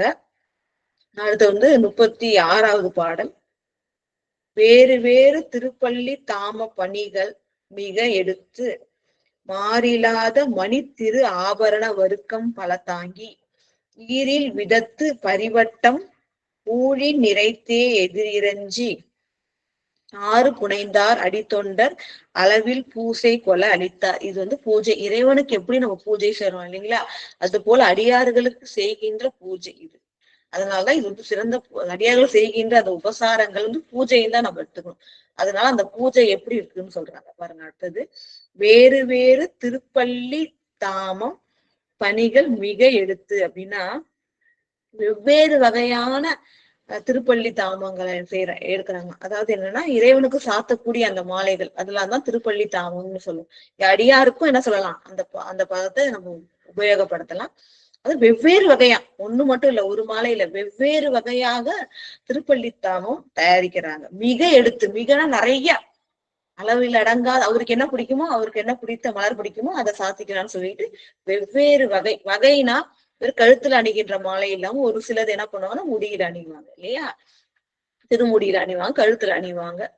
அது போல வந்து வெவ்வேறு வகையான அந்த மாலைகளை வந்து வெவ்வேறு பூக்களை கொண்டு பல வகையில வந்து நிறைய, 1-2 மாலையில நிறைய இது போல ஒரு செஞ்சு வச்சு தொடுத்து வைத்து மிக எடுத்து, மாறிலாத மணி திரு ஆபரண வர்க்கம். அதாவது என்னன்னா, அடுத்தது மாறிலாத மணினா ஒப்பில்லாதன்னு அர்த்தம். மாறுனா ஒப்பு, மாறுனா ஒப்புன்னு அர்த்தம். அப்ப மாறிலாதனா ஒப்பில்லாத மணிகளால் ஆன, அதாவது என்னன்னா நிறைய நவரத்தினங்கள் இருக்குல்ல, இங்க மணிகள்ன்றது நவரத்தினங்கள் குறிக்கும். அது மாதிரி நவரத்தினங்கள் பதித்த ஆபரண வர்க்கம். ஆபரணங்கள்னா அவர் வந்து சுந்தரமூர்த்தி நாயனார் பெருமான். இறைவன் வந்து ஆட்கொள்ளும் போது என்ன சொன்னாரு? நான் உன்னை தடுத்து ஆட்கொண்ட போது எந்த கோலத்துல இருந்தாலே அந்த கோலத்திலே நீ மண்ணின் மீது விளையாடுவாயின்னு இறைவன் அருள் செய்தார். அதனால எப்போதும் திருமண கோலத்துலதான் இருப்பாரு. அதனாலதான் இவங்க செய்யறாங்க. திருமண கோலத்துல இருக்கும் பொழுது எப்போதும் என்ன பண்ணுவாங்க, இந்த மலர் மாலைகள் அணிஞ்சிருப்பாங்க. நிறைய வந்து இந்த பட்டாடைகள்லாம் அணிஞ்சிருப்பாங்க. ஆபரணங்கள் நிறைய அணிஞ்சிருப்பாங்க. அதனாலதான் அந்த அவர் இருக்கிற திருக்கோலத்துக்கு ஏற்றவாறு அந்த வரவேற்கிறாங்க. அதெல்லாம் கொடுத்து முதல்ல வந்து நிறைய வகையான பூக்களால் செய்த மாலைகள், ஏன் திருமுடியில அணிகிறதுலாம் கண்ணின்னு சொல்லுவாங்க, இண்டைன்னு சொல்லுவாங்க, கழுத்துல எல்லாம் வந்து தாமம் சொல்லுவாங்க.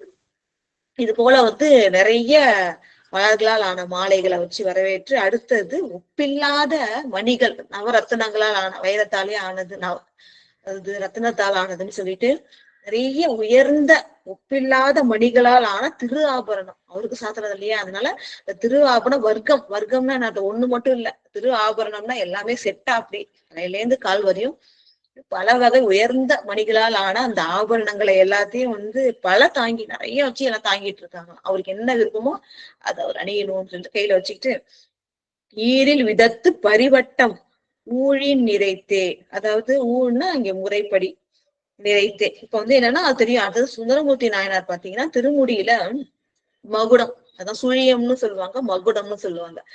திருமகுடம் எப்பவுமே அவரோட திருமுடியில இருக்கும், தலையில அணிஞ்சிருப்பாரு. அதனால அவர் என்ன அணிஞ்சிருப்பாரோ அதை எல்லாமே என்ன பண்றாங்க, எல்லை இல்லாம வச்சு அவருக்கு சந்தோஷம் ஏற்படும்படி அப்படின்னு சொல்லிட்டு அதை வச்சு அவரை வரவேற்கிறாங்க. ஈரில் விதத்து, விதவிதமா என்ன பண்றாங்களாம், மகுடம் வச்சிருக்காங்களாம், வச்சு செஞ்சு வச்சிருக்காங்க. ஈரில் விதத்து நிறைய வகையை வந்து பரிவட்டம் தலையில சுத்துறாங்க. பரிவட்டம் ஊழின் நிறைத்தே, முறைப்படி வரிசையா, நிறைனா வரிசையா வச்சிருக்காங்களாம். அவர் என்ன பிடிக்குமோ அதை எடுத்து அவருக்கு அணிவிக்கணும்னு சொல்லிட்டு எதிரி இறைஞ்சி இது எல்லாத்தையும் அவருக்கு வச்சு வரவேற்று எதிரி இறைஞ்ச வச்சு கூப்பிட்டு அவர் வணங்க. ஆறு புனைந்தார் அடித்தொண்டர், அளவில் பூசை கொலை அளித்தார். ஆறாகிய கங்கை, இந்த வான நதியாகிய கங்கையை தன் திருமுடியில் புனைந்தவராகிய சிவபெருமான், அவருக்கு அடித்தொண்டராக விளங்குகின்ற சுந்தரமூர்த்தி நாயனார் பெருமான் அளவில் பூசை கொலை, இந்த பூசையெல்லாம் அவர் ஏற்றுக்கொள்ளுமாறு இதை வந்து செய்தவர் யாருன்னா கோட்புலி நாயனார். இவ்வாறு அவருக்கு தொண்டு செய்து வரவேற்று பூசை வந்து செய்கின்றார் கோட்புலி நாயனார் அப்படின்னு சொல்லிட்டு 36வது பாடல்ல முடிக்கிறாங்க. 37வது பாடல், செங்கோல் அரசன் அருள் உரிமை சேனாபதியாம் கோட்புலியார் நம் கோமானை நாவலூர் நகரார் வேந்தை நண்பினால் தங் கோமனையில் திருவமுது செய்வித்து இறைஞ்சி தலை சிறந்த பொங்கு ஓதம் போல் பெருங்காதல் புரிந்தார் பின்னும் போற்றுவார்.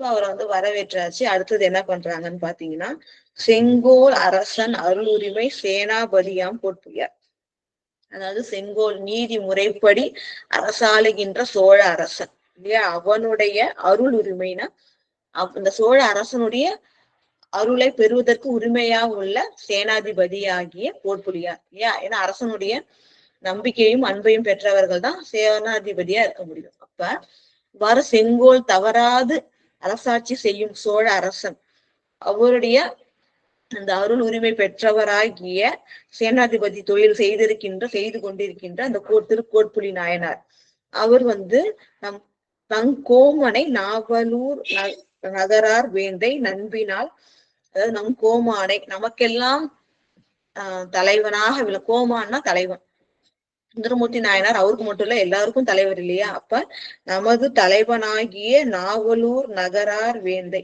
திருநாவலூர் நகர் அரசராகிய சுந்தரமூர்த்தி நாயனார் பெருமானை நம் கோமானை நமக்கு தலைவராகிய அவரை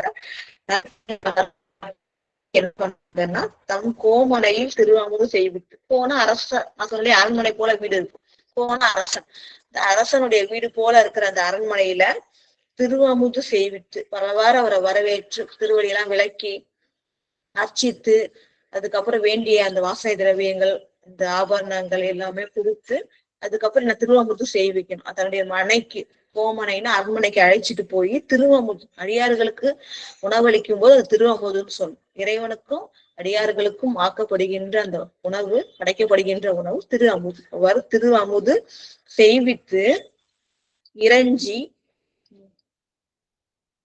திருவமுது செய்வித்து இறைஞ்சி தலை சிறந்த பொங்கு ஓதம் போல் பெருங்காதல் புரிந்தார் பின்னும் போற்றுவார். அவர் உணவு உண்ட உடனே அந்த திருவமுது செய்தோடனே ரொம்ப மகிழ்ச்சி, அந்த பாக்கியம் தனக்கு கிடைச்சிருச்சுன்ட்டு மகிழ்ந்து இறைஞ்சி தலை சிறந்த பொங்கு ஓதம் போல், அதாவது கடல் பொங்குது இல்லையா, அலைகள் பொங்குகின்ற அந்த கடல் போல பெருங்காதல், இப்படி அலைகள் மேல மேல எழுதோ அதே போல சுந்தரமூர்த்தி நாயனார் மேல மேலும் மேலும் இவருக்கு என்ன ஆகுது, பெருங்காதல், அன்பு வருது, பக்தி வருது இல்லையா, ஒப்பில்லாத தொண்டர் இல்லையா, அவர் மேல மேலும் மேலும் அன்பு வர பெருங்காதல் புரிந்தார் பின்னும் போற்றுவார். இந்த பெருங்காதலோடையே எல்லா தொண்டுகளையும் இவர் செய்கின்றார். அதுக்கப்புறம் பின்னும் போற்றுவார். பின்னும் போற்றி என்ன சொல்றாருன்னு பாத்தீங்கன்னா, ஆன விருப்பின் மற்றவர் தாம் அருமையால் முன் பெற்றெடுத்த தேனார் போதை சிங்கடியார் தமையும் அவர் பின் திருவுயிர்த்த மானார் நோக்கி வனப்பகையார் தமையும் கொணர்ந்து வன் தொண்டர் தூ நான் மலர்த்தால் பணிவித்து தாமும் தொழுது சொல்லுவார். திருவாமூது செய்தாச்சு.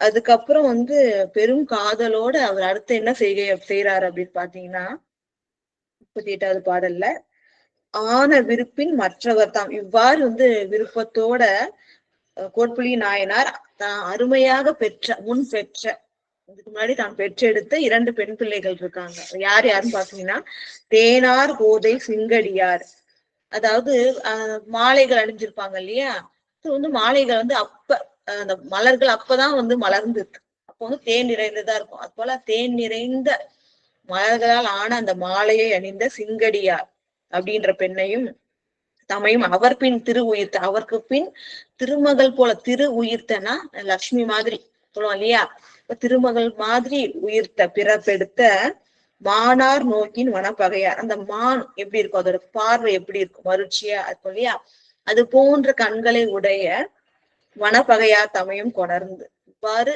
இந்த வாசம் தேன் பொருந்தி அந்த வாசனை மிகுந்த மலர் மாலையை அணிந்திருக்கின்ற இந்த சிங்கடியாரையும் மான் போன்ற அந்த அழகிய விழிகளை கொண்ட வனப்பகையார், அவங்க திருப்போல உயிர்த்தாங்க, அதாவது மகாலட்சுமி மாதிரி பிறந்த அந்த வனப்பகையார் 2 பேரையும் அழைச்சிட்டு தமையும் கொணர்ந்து வன் தொண்டர், ஏன்னா ஏன் வன் தொண்டர் போறேன்னா இறைவனாலே அந்த நாள் கொடுக்கப்பட்டவர், வெளிந்தாட் கொள்ளப்பட்டவர், அவர்கிட்ட தன்னுடைய பிள்ளைகளை அடிமையாக சேர்க்க வேண்டும் அப்படின்ற ஒரு ஆவலால பக்தியினால என்ன பண்றாருன்னா வன் தொண்டர் தூணா மலர்த்தால் பணிவித்து, தூய்மையான அப்ப பூத்த மலர் போல சுந்தரமூர்த்தி நாயனார் பெருமான் திருவடிகள் இருக்கு இல்லையா, அது ஏன்னா செம்மை தருகின்ற திருவடிகள், அதுவும் எப்படின்னு சொன்னா அப்ப மலர்ந்த இறைவனுக்கு தான் சொல்லுவாங்க, அப்ப மலர்ந்த மலர் போல இறைவன் திருவடி இருக்கு, செந்தாமரை மலர் போன்று, அதையே சுந்தரமூர்த்தி நாயனாருக்கு சொல்றாங்க.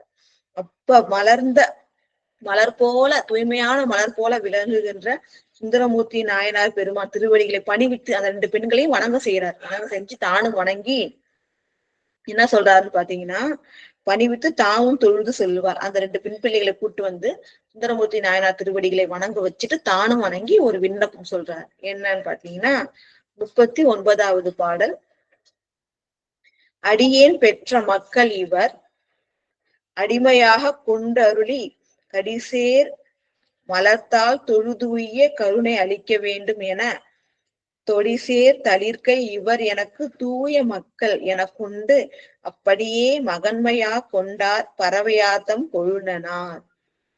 அதாவது தன்னுடைய பெண்களை அழைச்சிட்டு அவரோட திருவடியை வணங்கி என்ன விண்ணப்பம் செய்யறாருன்னா, அடியேன் பெற்ற மக்கள், நான் பெற்ற பெண் 2 பெண் பிள்ளைகள், இவர் அடிமையாக கொண்டருளி, இவங்க 2 பேரும் என்ன பண்ணணும், நீங்க அடிமையாக ஏற்றுக்கொள்ள வேண்டும், ஏற்றுக்கொண்டு கடிசேர் மலர்த்தால், வாசனை வீசுகின்ற மலர் போன்ற உங்க திருவடிகளை எப்போதும் அவங்க தொழுது கொண்டே இருக்க வேண்டும், தொழுது உய்யணும், அதுக்கு நீங்க கருணை அளிக்க வேண்டும். அதாவது தன்னுடைய பெண்களை திருமணம் செஞ்சுக்க சொல்றார் சுந்தரமூர்த்தி நாயனார் பெருமான். காரணம் என்ன அப்படின்னு சொன்னா, சுந்தரமூர்த்தி நாயனார் மேல மிக்க அன்பு, இவருக்கு அன்பு பக்தி நட்பு எல்லாமே உண்டு. அப்ப தன்னுடைய பெண் பிள்ளைகளை திருமணம் செஞ்சுக்கிட்டா தன்னுடைய சுந்தரமூர்த்தி நாயனார் திருவடிக்கு அவங்க சேவை செய்வாங்க. தன்னுடைய பெண் பிள்ளைகள் அடியாருக்கு சேவை செய்யறது இவருக்கு பாக்கியம் இல்லையா, அப்ப என்ன சொல்றாரு, என் பெண் பிள்ளைகளை அடிமையாக நீங்க கொள்ளுங்கள், அடிமையா ஏத்துக்குங்க. அவங்க என்ன பண்ணாங்க, அவங்களுடைய வாசனை மிகுந்த அந்த மலர் போன்ற அந்த திருவடிகளை தொழுது உய, தினமும் அவங்க என்ன பண்ணாங்க, எப்போதும் தொண்டு செய்து அவங்க தொழுவாங்க. அவங்க அப்படி தொண்டு செய்து தொழுது தொண்டு செய்தால் அவங்க உயலாம்.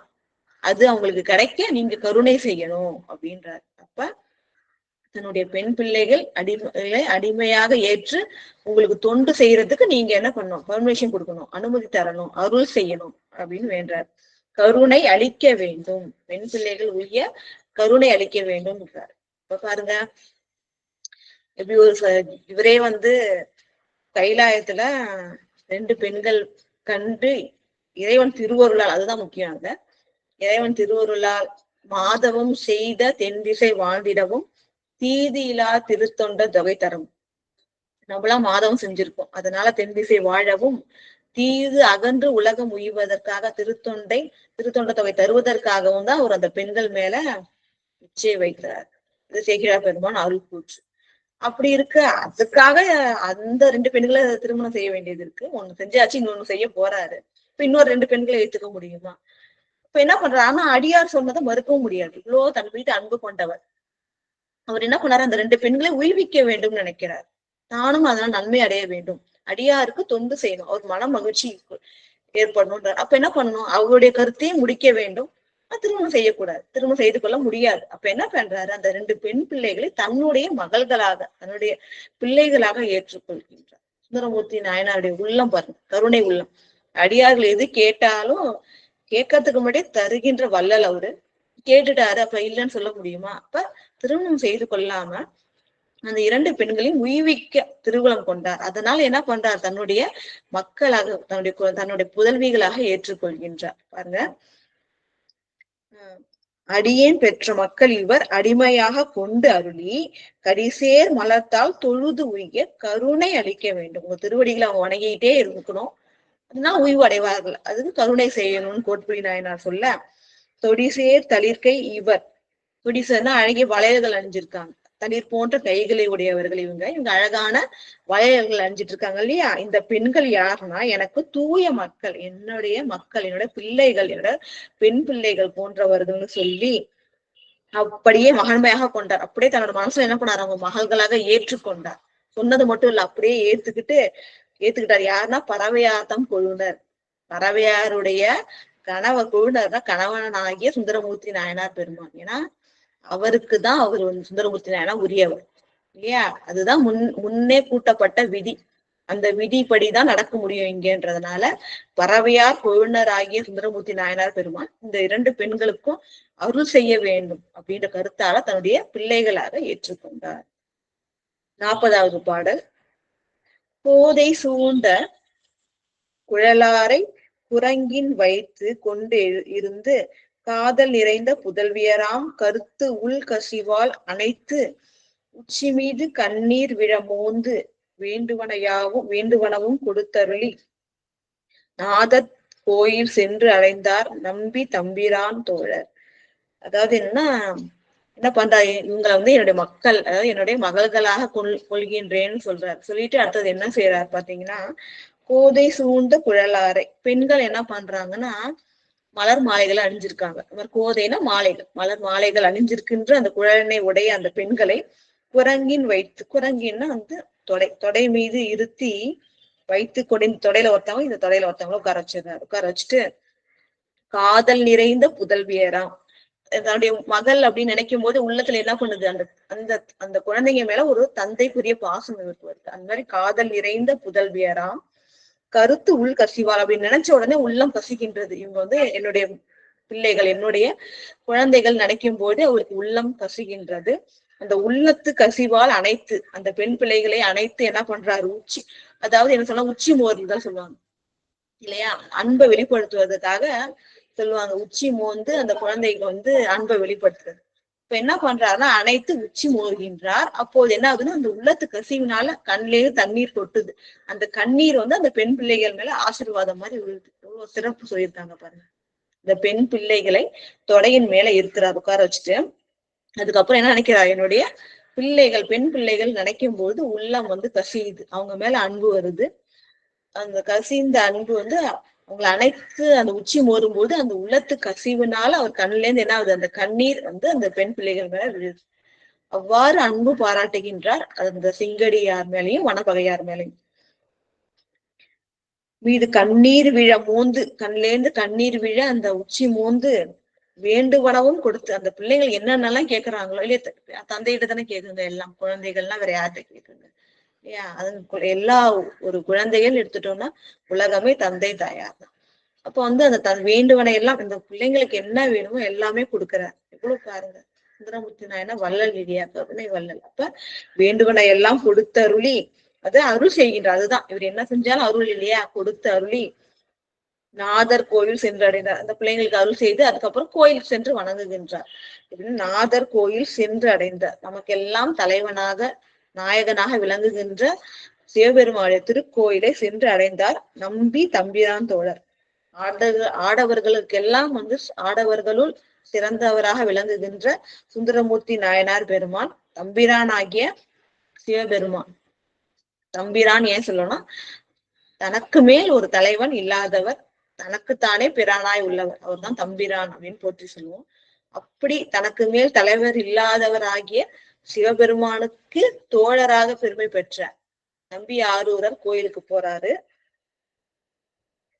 வென்றி வெள்ளேறு உயர்த்தருளும் விமல திருக்கோபுரம் இறஞ்சி ஒன்றும் உள்ளத்தோடும் அன்பால் உச்சி குவித்த கரத்தோடும் சென்று புக்கு பணிந்து திருப்பதிகம் பூனான் என்று எடுத்து கொன்றை முடியார் அருளுரிமை சிறப்பித்தார் போட்புலியாரை. அடுத்தது 41வது பாடல். இந்த 41வது பாடல்ல வந்து இந்த கோயிலுக்குள்ள போறாரு. ஒரு வழக்கு இருக்கு. அதாவது கோயிலுக்குள்ளார அவர் போகும்போதே என்ன ஆச்சுன்னா, அந்த வாசல்ல ஒரு பெரிய பாம்பு இருந்துதான் அப்படி இருந்தது அப்படின்னு சொல்லுவாங்க. அதுக்கப்புறம் பாத்தீங்கன்னா இறைவன் வந்து சரி அதை தாண்டி அவர் போயிடுவாரு. அப்புறம் பார்த்தா உள்ளார சுவாமி இருக்க மாட்டாங்க. சுவாமி இல்லையே அப்படின்னு அவர் யோசிக்கும் பொழுது இங்க இருக்கிற பிள்ளையார் வந்து கண் காட்டுவாராம். இந்த வயல் பக்கத்துல அந்த பக்கம் இருக்காங்கன்னு சொல்லிட்டு இதுல அங்க போய் பார்த்தா இறைவனும் இறைவியும் ஒரு உழத்தி போல ஒரு மாதிரி என்ன பண்ணுவாங்களா, அந்த விவசாயம் பண்ணிட்டு இருப்பாங்க. ஏன்னா உயிர்களுக்கு எல்லாம் வந்து அந்த விவசாய தொழில், அந்த வேளாண்மை தொழில் நிலை பெறணும்னா அதை இறைவனும் இறைவியுமே செஞ்சு காட்டும். அப்ப வந்து உயிர்கள் ஒழியும் பொருட்டு அந்த தொழில் செஞ்சுட்டு இருப்பாங்க. அப்பதான் சொல்லுவாங்களாம், நட்டது போதும், நாளைக்கு மத்ததை வந்து நட்டுக்கலாம், இப்ப நான் தரிசனம் எனக்கு வேணும், அதனால கோயிலுக்கு வாங்கன்னு ஒரு விண்ணப்பம் செய்வாரு. அதை கேட்டுட்டு சுவாமி எழுந்தருள்வார், கோயிலுக்கு எழுந்தருள திருப்பியும் வந்து இவர் வணங்கி செல்வார் அப்படின்னு இன்றளவும் ஐதீக திருவிழா வந்து திருநாட்டியத்தான்குடி கோயில்ல வந்து நடக்குது. இவ்வாறு இறைவன் வந்து அடியார்களுக்கும் உயிர்களுக்கும் அருள் செய்கின்ற கருணை இவ்வாறு இருக்கு. அப்படி அது மாதிரி கொடிய அந்த அந்த அந்த நாகம் அதையே வந்து சுவாமி என்ன பண்றாங்க அப்படின்னு சொன்னா என்னோட ஆபரணமாக அணிந்திருக்கின்றார் அப்படி சொல்லிதான் அந்த பாடலை ஆரம்பிக்கிறாரு. கோயிலுக்குள்ளார போகும்போது வென்றி வெள்ளேறு உயர்த்தருளும் விமல திருக்கோயில்.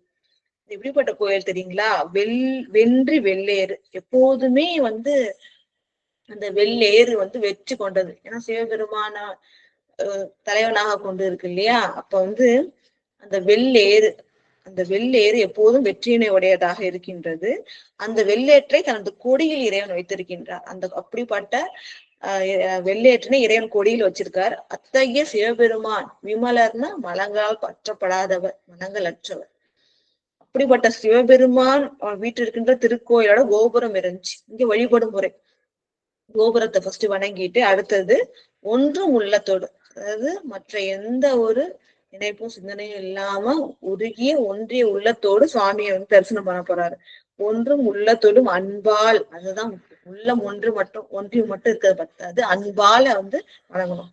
அப்போ உள்ளத்தோடும் அன்பால் உச்சி குவித்த கரத்தோடும், அந்த அன்பும் பக்தியும் ஏற்படுது. அதனால என்ன பண்றாரு, கோயிலுக்கு வெளியில இருந்து உள்ளார போகும்போதே தலைக்கு மேல குவித்த கையோடு என்ன பண்றாரு, கோயிலுக்குள்ளார போறாரு.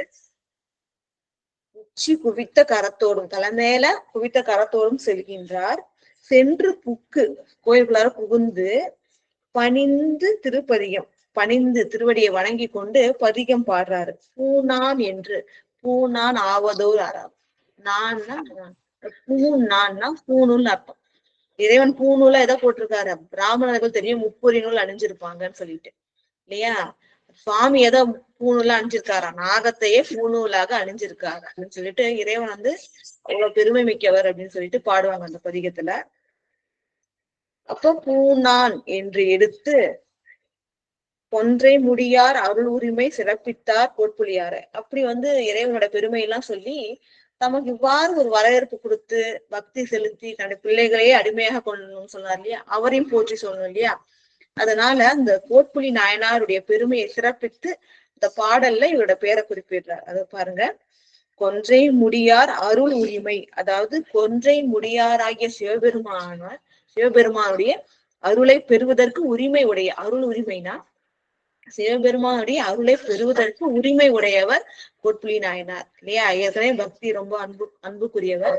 அது மட்டும் இல்லாம சுந்தரமூர்த்தி நாயனார் பெருமானுக்கு மாகேஸ்வர பூஜை சிறப்பா செஞ்சிருக்கார். இப்ப இறைவனுடைய திருவருள் பெறுவதற்கு உரிமை உடையவர். அவ்வாறு கொன்றை முடியாராகிய சிவபெருமானுடைய அருளை பெறுவதற்கு உரிமையா இருக்கின்ற கோட்புலி நாயனாரை சிறப்பித்து, இவரோட பெருமையை சிறப்பித்து தன் பாடலில் வைத்தருளினார் சுந்தரமூர்த்தி நாயனார் பெருமான். 42வது பாடல்.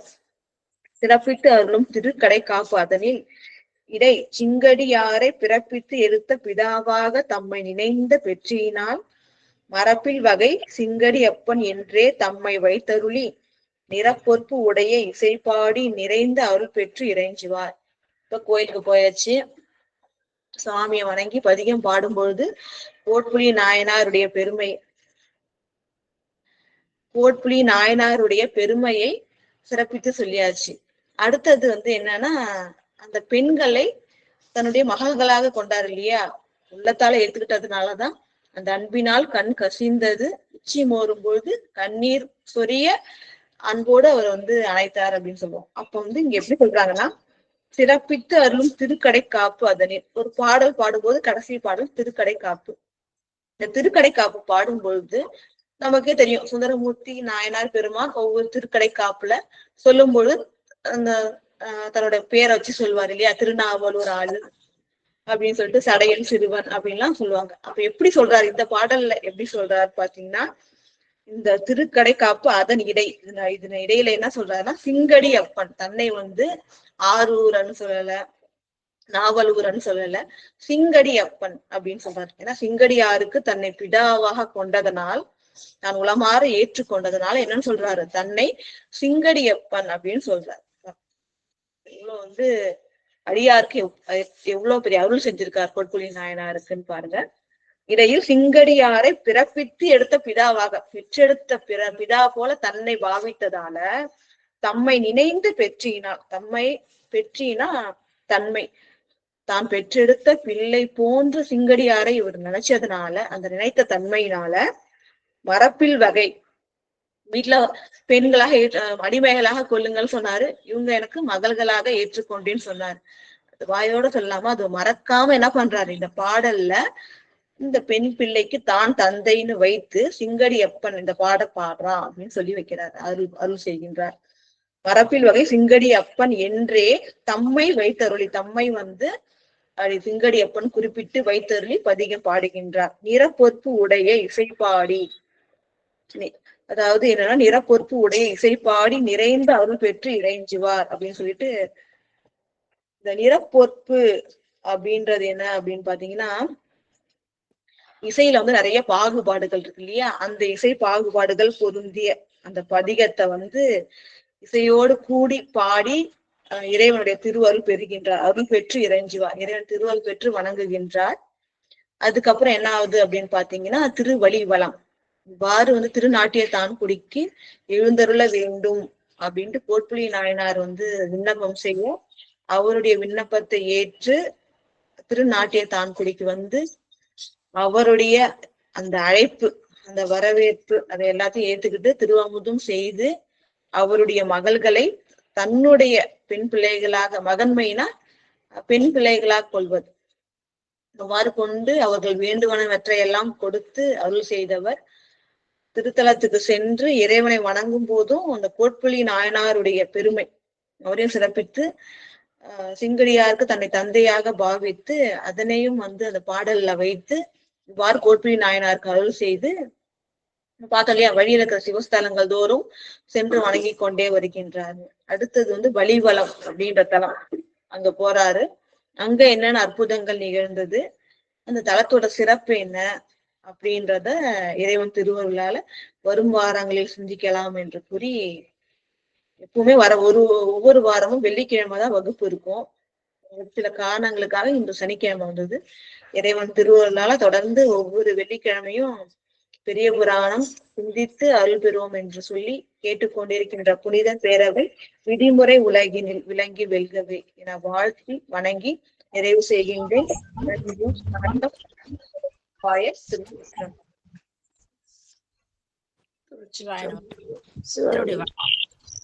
அருமையான ஒரு ஏயர்கோன் கடிக்காம அவருடைய புராணத்தை ரொம்ப அழகா எடுத்து விளக்கம் கொடுத்தீங்க. அதாவது அம்மா எனக்கு ஒரு சின்ன அதை கேட்டுட்டு அப்புறமா நான் விளக்கம் சொல்லட்டுமா? கேளுங்கம்மா கேளுங்க. அந்த 34வது பாடல்ல அம்மா அமிர்தா அம்மா மைக் ஆஃப் பண்ணிக்கீங்களா? 34வது பாடல்ல சேய மலர் சேவடின்னு சொல்லி போட்டிருக்கீங்க இல்லையா? சேய மலர் சேவடி அப்படின்னா அவருடைய திருப்பாதங்களாமா, அவர் திருமுடியாமா?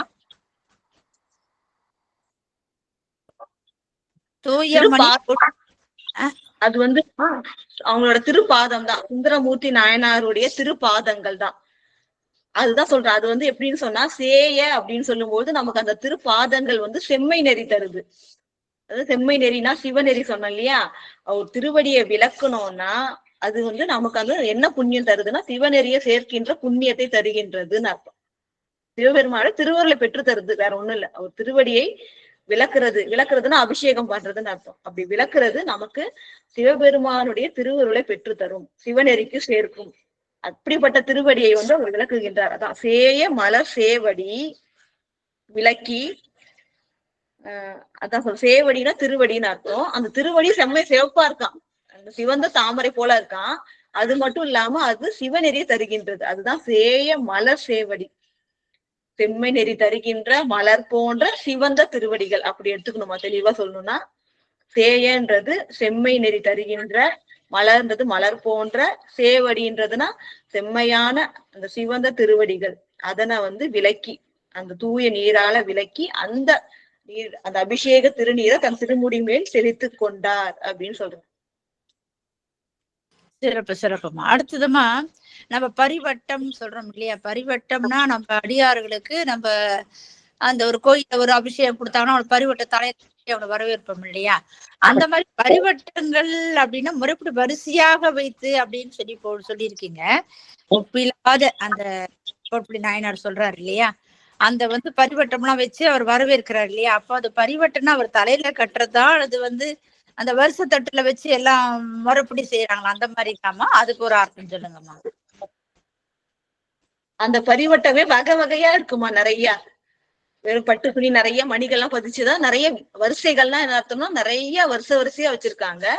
பரிவட்டம் தான் அது வந்து அவங்க விருப்பப்பட்டது சுந்தரமூர்த்தி நாயனார் எடுத்து அணிஞ்சிக்கலாம் அப்படின்றதுக்காக அவ்வளவு வச்சிருக்காங்க. நிறைனா வரிசை, ஊழின்னா முறை. இப்போ முறைப்படி வரிசை, முதல் வரிசையில வந்து வெறும் பட்டு துணி, அடுத்தது வந்து மணிகள் பொருந்தியது. அது மாதிரி விதவிதமா வரிசையா வந்து அந்த பரிவட்டத்தை வச்சு வரவேற்கிறாங்க. முறைப்படி வரிசைய அந்த பரிவட்டத்தை வச்சு வரவேற்கிறாங்க அப்படின்னா. அப்புறமா இன்னும் ஒரு பாடல்ல வந்து 31ல இந்த பதின்னு சொல்லி போட்டிருக்காங்க இல்லையா? தம்பதி நம்மளுடைய அரண்மனை வீடா? நம்ம பதினா நம்ம சொல்லி இறைவன் சொல்லுவோம், இறைவன் இருக்க கோயில் தான் சொல்லுவோம் நம்ம இல்லையா? தம்பதியில அப்படின்னா இது வந்து நாட்டிய ஊரை குறிக்குதுமா. பதின்றது இப்ப வந்து ஊரை குறிக்குது. திருவாரூருக்கு வந்து சுந்தரமூர்த்தி நாயனார்ட்ட சொல்லுவோம், எனக்கு ஒரு குறை இருக்கு, நீங்க எங்க ஊருக்கு எழுந்தருளி வரணும், வீட்டுக்கு வரணும் கேட்டுட்டு அவரு அது இசைந்தாருன்னா ஒத்துக்கிட்டதுக்கு அப்புறம் இவர் என்ன பண்றாருன்னா மகிழ்ச்சியோட தம்பதி இணைந்தார்னா மறுபடியும் திருநாட்டியத்தான்குடிக்கு வந்தார் அப்படின்னு அர்த்தம். பதின்றது இங்க அந்த ஊரை குறிக்கிறது. சிறப்பு அருமையான ஒரு கருத்து, நல்லா புரிஞ்சுக்கலாம். இந்த பாடல்லாம் வந்து அதாவது இந்த புற்று சொன்னீங்க இல்லையா?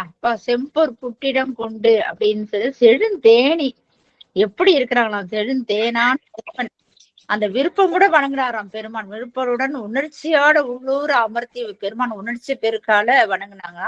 அப்ப வந்து இவன் உலகத்தவறு விண்ணுலகத்தவறு விளங்குமாறு துதித்தாருன்னு, அதாவது அவ்வளவு சிறப்பு.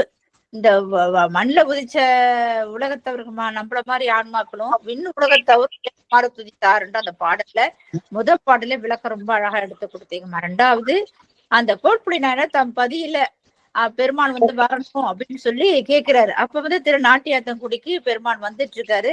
அவர் எப்படி வரவேற்றாங்கன்னு சொல்லி ரொம்ப அழகா விளக்கம் எடுத்து கொடுத்தீங்க. எனக்கு வந்து அந்த சொன்ன அந்த அவருடைய திருவடியை வணங்கி அவரோட விடை பெற்று கொண்டு மற்ற தலங்கள் எல்லாம் போயிட்டு அந்த அம்மையப்பர் பாகனாக வணங்கி அந்த போய் அடைகிறாரு இல்லையா, அந்த ஊருக்கு வந்து வராரு. அப்ப வந்து எப்படி வரவேற்கிறாருன்னா, அதாவது பெருமாள் எப்படி இருக்கிறாராம், கோட்புடி நாயனார் நாட்டி தக்குடிய போய் அடைந்தாரு. அந்த அலங்காரம் எல்லாம் செய்து கோட்புடியார் வந்து எதிர்கொண்டு மகிழ்ச்சியோடு வந்து வணங்கி அந்த மணிகளுடைய மாளிகை ஃபுல்லா சுந்தரர் முன் அழைத்து கொண்டு உள்ளே எப்படி செல்றாரு அப்படின்னு சொல்லி ரொம்ப அழகா அந்த பாடல் 33வது பாடல் விளக்கம் கொடுத்தீங்க. 34வது பாடல்ல திருப்படி, அதான் அப்ப எனக்கு அதுதான் கொஞ்சம் சந்தேகமா இருக்கு. திருப்படிக்கு நம்ம எப்படி ஒரு அடியார் நம்ம வீட்டுக்குள்ள வரவேற்கிறோம்னா நம்ம அன்னம்பாளுக்கு எப்படி கொடுக்குறோம் அப்படின்றத ரொம்ப அழகா எடுத்து கொடுத்தீங்க. எப்படின்னா அவங்க திருவடியை நம்ம விளக்கினா நீரால அபிஷேகம் செய்து அதுக்கப்புறம் என்ன பண்ணணும், அந்த நீர் எடுத்து நம்ம தலையில தொழிச்சு நம்ம ஒவ்வொரு 12 மணிக்கு நம்ம அன்னம்பாடிப்பு செய்யல இப்படிதான் செய்வோம். நம்ம அது மாதிரி அன்னம்பாடிப்பு செஞ்சு வர அடியார்களை எப்படின்னா வரவேற்கிற முறையை இதுல இருந்து நம்ம கத்துக்கிறோம். நம்ம அந்த நீரால விளக்கி, நீரால்னா திருமுடிகளை திருப்பாதங்களை விளக்கிட நம்ம நீரால அபிஷேகம் செய்து அந்த நீரை எடுத்து தலையில நம்ம எல்லாரும் தொளித்து கொண்டு வீடு முழுதும் தொளிக்கிறோமா, வீடு முழுதும் தொளிச்சு உள்ளம் மகிழ அந்த வழிபாட்டு முறைகள்லாம் எப்படி எல்லாம் அப்படி சரி விதிமுறைப்படி செய்யலாத விதிமுறைப்படி இப்படி எல்லாம் நாமளும் செய்யணும்னு கத்துக்கணும். அதெல்லாம் ஒவ்வொரு அடியாரை எப்படி வரவேற்கணும்ட்டு நம்ம வந்து கோட்புடி நாயனார் மூலமா நம்ம தெரிஞ்சுக்கிட்டோம். அடுத்தது வந்து எப்படி பன்னீர், அந்த வாசனை திரவியங்கள், அந்த ஒப்பில்லாத சந்தனம், அகிர் புகை, மணங்கள் கத்தூரி புகை, அப்படி பச்சை கலப்புறம் எல்லா பூசுகளும் அது மேல அவங்களை அமர வைத்து எல்லாம் ஒவ்வொன்றாக அந்த தட்டுகளை எடுத்து ஏந்தியும் அவங்க பரிவட்டம் பல வகையான பரிவட்டங்களாம், தாமம்னா மாலை, அந்த அலங்கார மாலையெல்லாம் எடுத்து ஒப்பற்ற மணிகளாக பலவிதமான அணிவகைகள் எல்லாம் கொடுத்து அவங்க எல்லாம் வழித்து அவர் வரவேற்கிறாரு அப்படின்ற சொல்லுது. அளவில்லாத பூச முறைகளை அவர் ஏற்க மாதிரி எல்லாம் செய்தாரு அப்படின்ற அந்த பாடல விளக்கம் எடுத்து கொடுத்தீங்க. அந்த கோமானை அப்படின்னா தலைவன்ற விளக்கம் அதுல எழுதிட்டேன். கோமானைன்னா நம்ம யாரும் நினைச்சுட்டு இருந்தோம், அழகா விளக்கம் கொடுத்தீங்க. கோமானைன்னா தலைவன், அதாவது செங்கோல் அரசன் வந்து எப்படி ஒரு படைத்தலைவனா இருக்கக்கூடிய கோட்புடியார், அரசன்னா கோமான தலைவன், அந்த தலைப்பதியில படைத்தலைவரா கோட்புடி நாயனார் இருக்கிறாரு. அதாவது தலைவரா ஒரு யார் நியமிச்சாரு, திருநாவலூரான மன்னரையே நட்புரிமையால அவர் அரண்மனைக்கே வந்து திருவமுது செய்வித்து அப்புறம் வந்து விருப்ப உடையவராக போற்றி வழங்கினாரு அப்படின்னு சொல்லி. விருப்பம்னா நம்ம என்ன சொல்லலாம், உணர்ச்சியாக, அதாவது அன்போடுன்னு சொல்லலாம். அந்த மாதிரி ரொம்ப மனதார நினைத்து வழிபாடு செய்தார்கள் அப்படின்றத அந்த பாடல் ஆன விருப்பின் மற்றவர்த்தம், அதாவது அது விருப்பத்தினால கோட்புடியார் வந்து தம் அருமையா முன்னே அதுக்கப்புறம் அடுத்ததுல வந்து தன்னுடைய மனைவி 2 மகளை சொன்னார், தேனார் கோதை சிங்கடியார். எப்படி அந்த அம்மையாருக்கு ஒரு விளக்கமும் வனப்பகையாருக்கு ஒரு விளக்கமும் கொடுத்தாரு. தேனார் கோதை சிங்கடியார்னா அன்று தேன் புரிந்த அன்று மலர்ந்த மலர்கள் சூடிய சிங்கடியார் மகளா, இன்னொரு மகளுக்கு வேற ஒரு மான் போன்ற பார்வையுடைய வனப்பகையார், அந்த அம்மையாருக்கு ஒரு பேரும் அழகா எடுத்து கொடுத்திருக்கிறாங்க. ரொம்ப விளக்கமா நம்ம சேக்கிழார் பெருமாள் சொல்லவே தேவையில்லை, அவ்வளவு அழகா அந்த வரிகள் எல்லாம் அது அம்மையார் எடுத்து கொடுத்தது ரொம்ப நல்லா இருந்தது. அவர் தாமரை போன்ற அடிகளை வணங்கும்படி பெருமானுடைய வன் தொண்டர் நம்பிகளை அவர் தாமரை போன்ற திருவடியில வணங்கி தாமும் வணங்கினார். பெண்களோட சாந்தத்தை வணங்கி அதுக்கப்புறம் என்ன பெற்ற மக்களை நீங்க அடிமையாக ஏற்றுக்கொள்ள வேண்டும் அப்படின்னு சொல்ல உள்ளதான் அவர் சொல்றாரு, எனக்கு தூய்மையுடைய புதல்வியார்கள் அவர்கள் வருக அப்படின்னு சொல்லிட்டு எங்க புதல்வியாக இருக்கக்கூடியவர்கள் அவர்கள் என்று சொல்லி அவர்களை நம்ம மடி மீது அமர்த்தி உச்சி மேல் மூந்தி அந்த கண்ணீர் விழும்படி உச்சி மூந்தி அவர்களுக்கு வேண்டி விட்டு தந்துட இறைவன் திருக்கோயிலை அடைந்தாரு அப்படின்றத அந்த பாட்டிலையும் விளக்கம் எடுத்து கொடுத்தீங்க. அப்புறம் இன்னொன்னு இந்த பாட்டு 41 வெள்ளேர் உயர்ந்தருளும், வென்றி வெள்ளேறு உயர்ந்தருள்னா அழகா எருது அதுக்கு விளக்கம் ரொம்ப சிறப்பு. வெற்றியுடைய வெண்மையான எருது வென்றி வெள்ளே உயர்ந்தருளும், அதுக்கு அழகா எடுத்து விளக்கம் கொடுத்தீங்கம்மா, ரொம்ப சிறப்பா இருந்தது. அப்புறம் வந்து கோயிலுக்கு எப்படி நம்ம போகணும்னா முதல்ல கோயில் கோபுரத்தை தான் வணங்கணும் அப்படின்னு அவர் சிவபுரம் கோயில் கோபுரத்தை வணங்கி அது உள்ள அன்போடு போகணும், எல்லாமே அன்போடு வணங்கணும் அப்படின்னு நம்ம இன்னும் சும்மா சாமி கும்பிடணும் இல்லாம அந்த கோபுரத்தை கை மேல தலை மேல கூப்பி வணங்கி உச்சி மேல் கையை கூப்பி கோயிலுக்கு புகுந்து அப்புறம் பல திருப்பதிகள்லாம் பாடினாருன்னு சொல்லியிருக்கீங்கம்மா. அந்த பூணாண்டு என்ற திருப்பதிக தொடக்க எந்த பாடலமா இருக்கு, 7ஆம் திருமுறையிலே இருக்கா அது ஏயர்க்கும் கழிக்காம நாயனார் புராணத்துல இருக்குதுங்களாமா அந்த பாடலு திருக்கடை. ஏழாம் திருமுறையிலேயே இருக்கு. ஏழாம் திருமுறையில அந்த திருப்பதியத்துல அங்க பாடினதுல கோட்புலி நாயனார் அந்த திருநாட்டியத்தங்குடியில சுந்தரமூர்த்தி சாமிகள் இந்த பூனான் அறவம் கண்டு அங்கேன்னு தான் தொடங்கி பாடுவாரு. அதற்கு அந்த உள்ளூர் கிராம அங்கேயே உள்ள ஒரு வரலாறு இருக்கு.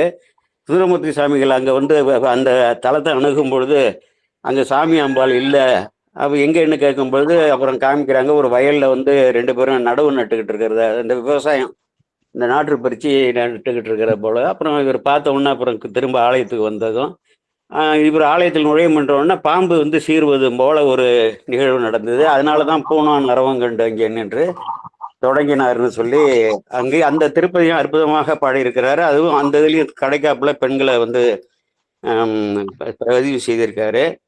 இங்க சிங்கடி என்று மட்டும் சொல்லியிருந்தா கூட வனப்பகையும் நம்ம வந்து தெரிவித்துக் கொள்ள வேண்டும். இந்த பாடல்ல பாத்தீங்கன்னா 18 சொல்ல 16 சொற்களோ இருக்கும் பொழுது 4 வரியில புகுத்த முடியாது. அந்த இடங்கள்ல நம்ம வந்து தெரிவித்துக் கொள்ள வேண்டும் 2 பேரும். சில இடங்கள்ல வனப்பகையப்பன் மட்டும் குறிச்சிருப்பாரு, சில இடங்கள்ல செங்கடியப்பன் மட்டும் குறிச்சிருப்பாரு, சில இடத்துல சிங்கடி வனப்பகையப்பன்னு சொல்லுவார். கிட்டத்தட்ட 18-20 திருப்பதிகங்கள்ல அந்த பெண்களை சிறப்பிச்சிருக்காரு. அஞ்சைக்களம் திரு அஞ்சைக்களம் கடைசியாக போய் அங்க கூட அந்த ஒரு திருப்பதியத்துல இந்த பெண்களை வந்து குறிச்சிருக்காரு. ஒரு அற்புதமான ஒரு வரலாறு, மிகவும் சிறப்பாக சொன்னீங்க. எனக்கு பாருங்க அந்த நேரத்தில் வந்து ஒரு ஆலயம் திருப்பணி தொடர்பாக அன்பர்கள் வந்து விட்டார்கள்.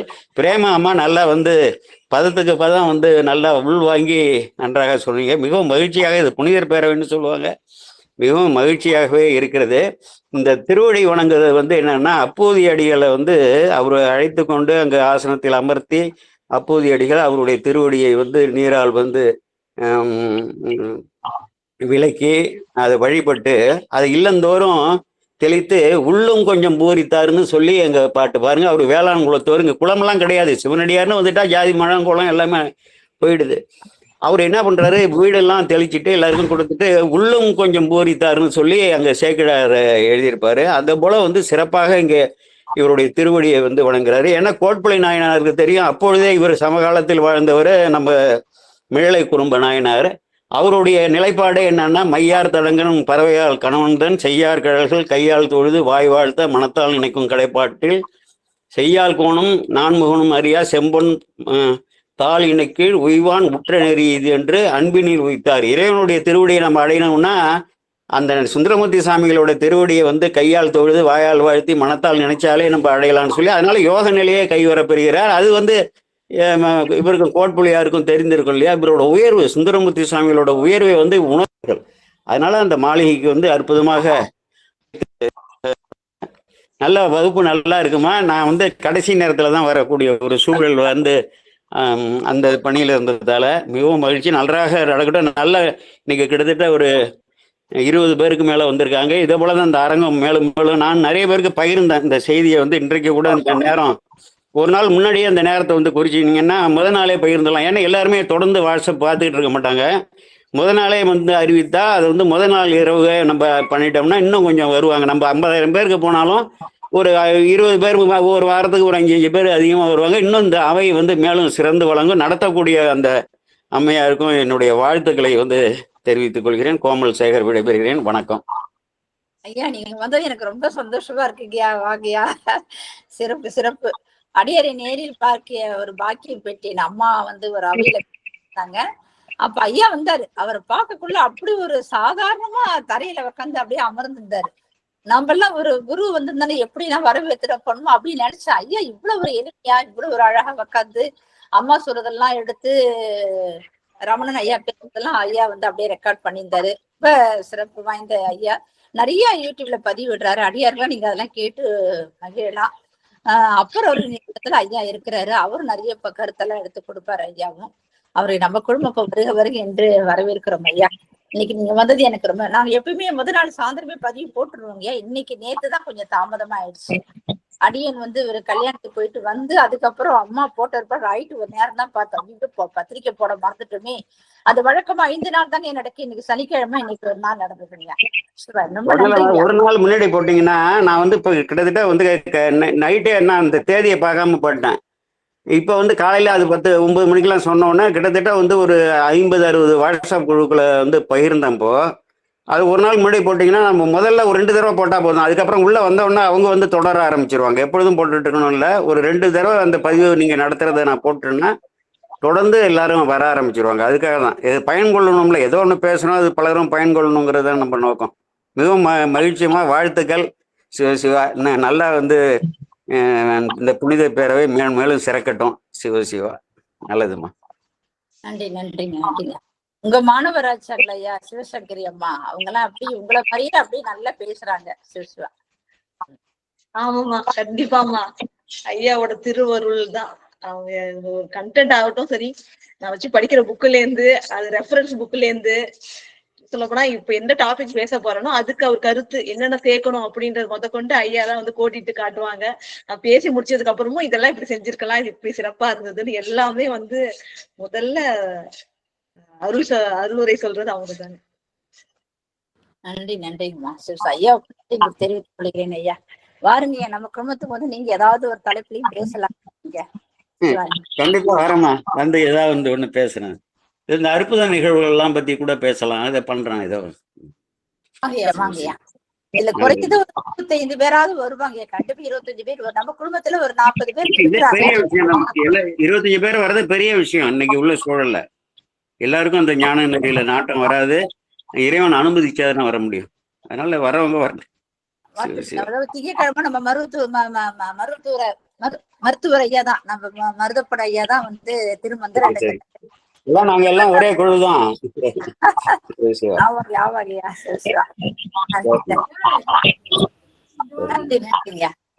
வாழ்த்து பாடல் பாடிடலாங்கய்யா. வான்முகில் வழாது பெய்க மழை வளம் சுரக்க மன்னன் போன்முறை அரசு செய்க குறைவிலாது உயிர்கள் வாழ்க நான்மறை அறங்கள் ஓங்க நல்தவம் வேள்வி மல்க மேன்மைக்குள் சைவ நீதி விளங்குக உலகமெல்லாம் மேன்மைக்குள் சைவ நீதி விளங்குக உலகமெல்லாம் ஆறிரு தடந்தோள் வாழ்க ஆறுமுகம் வாழ்க வெற்பை ஊருசை தனிவேல் வாழ்க கொக்குடம் வாழ்க செவ்வேல் ஏரிய மங்கை வாழ்க யானை தன் அணங்கு வாழ்க மாறிலா வள்ளி வாழ்க வாழ்க சீரடியார் எல்லாம் மாறிலா வள்ளி வாழ்க வாழ்க சீரடியார் எல்லாம் வாழ்க சீரடியார் எல்லாம். திருச்சிற்றம்பலம். அம்மா யாராவது விருப்பம் இருக்கிற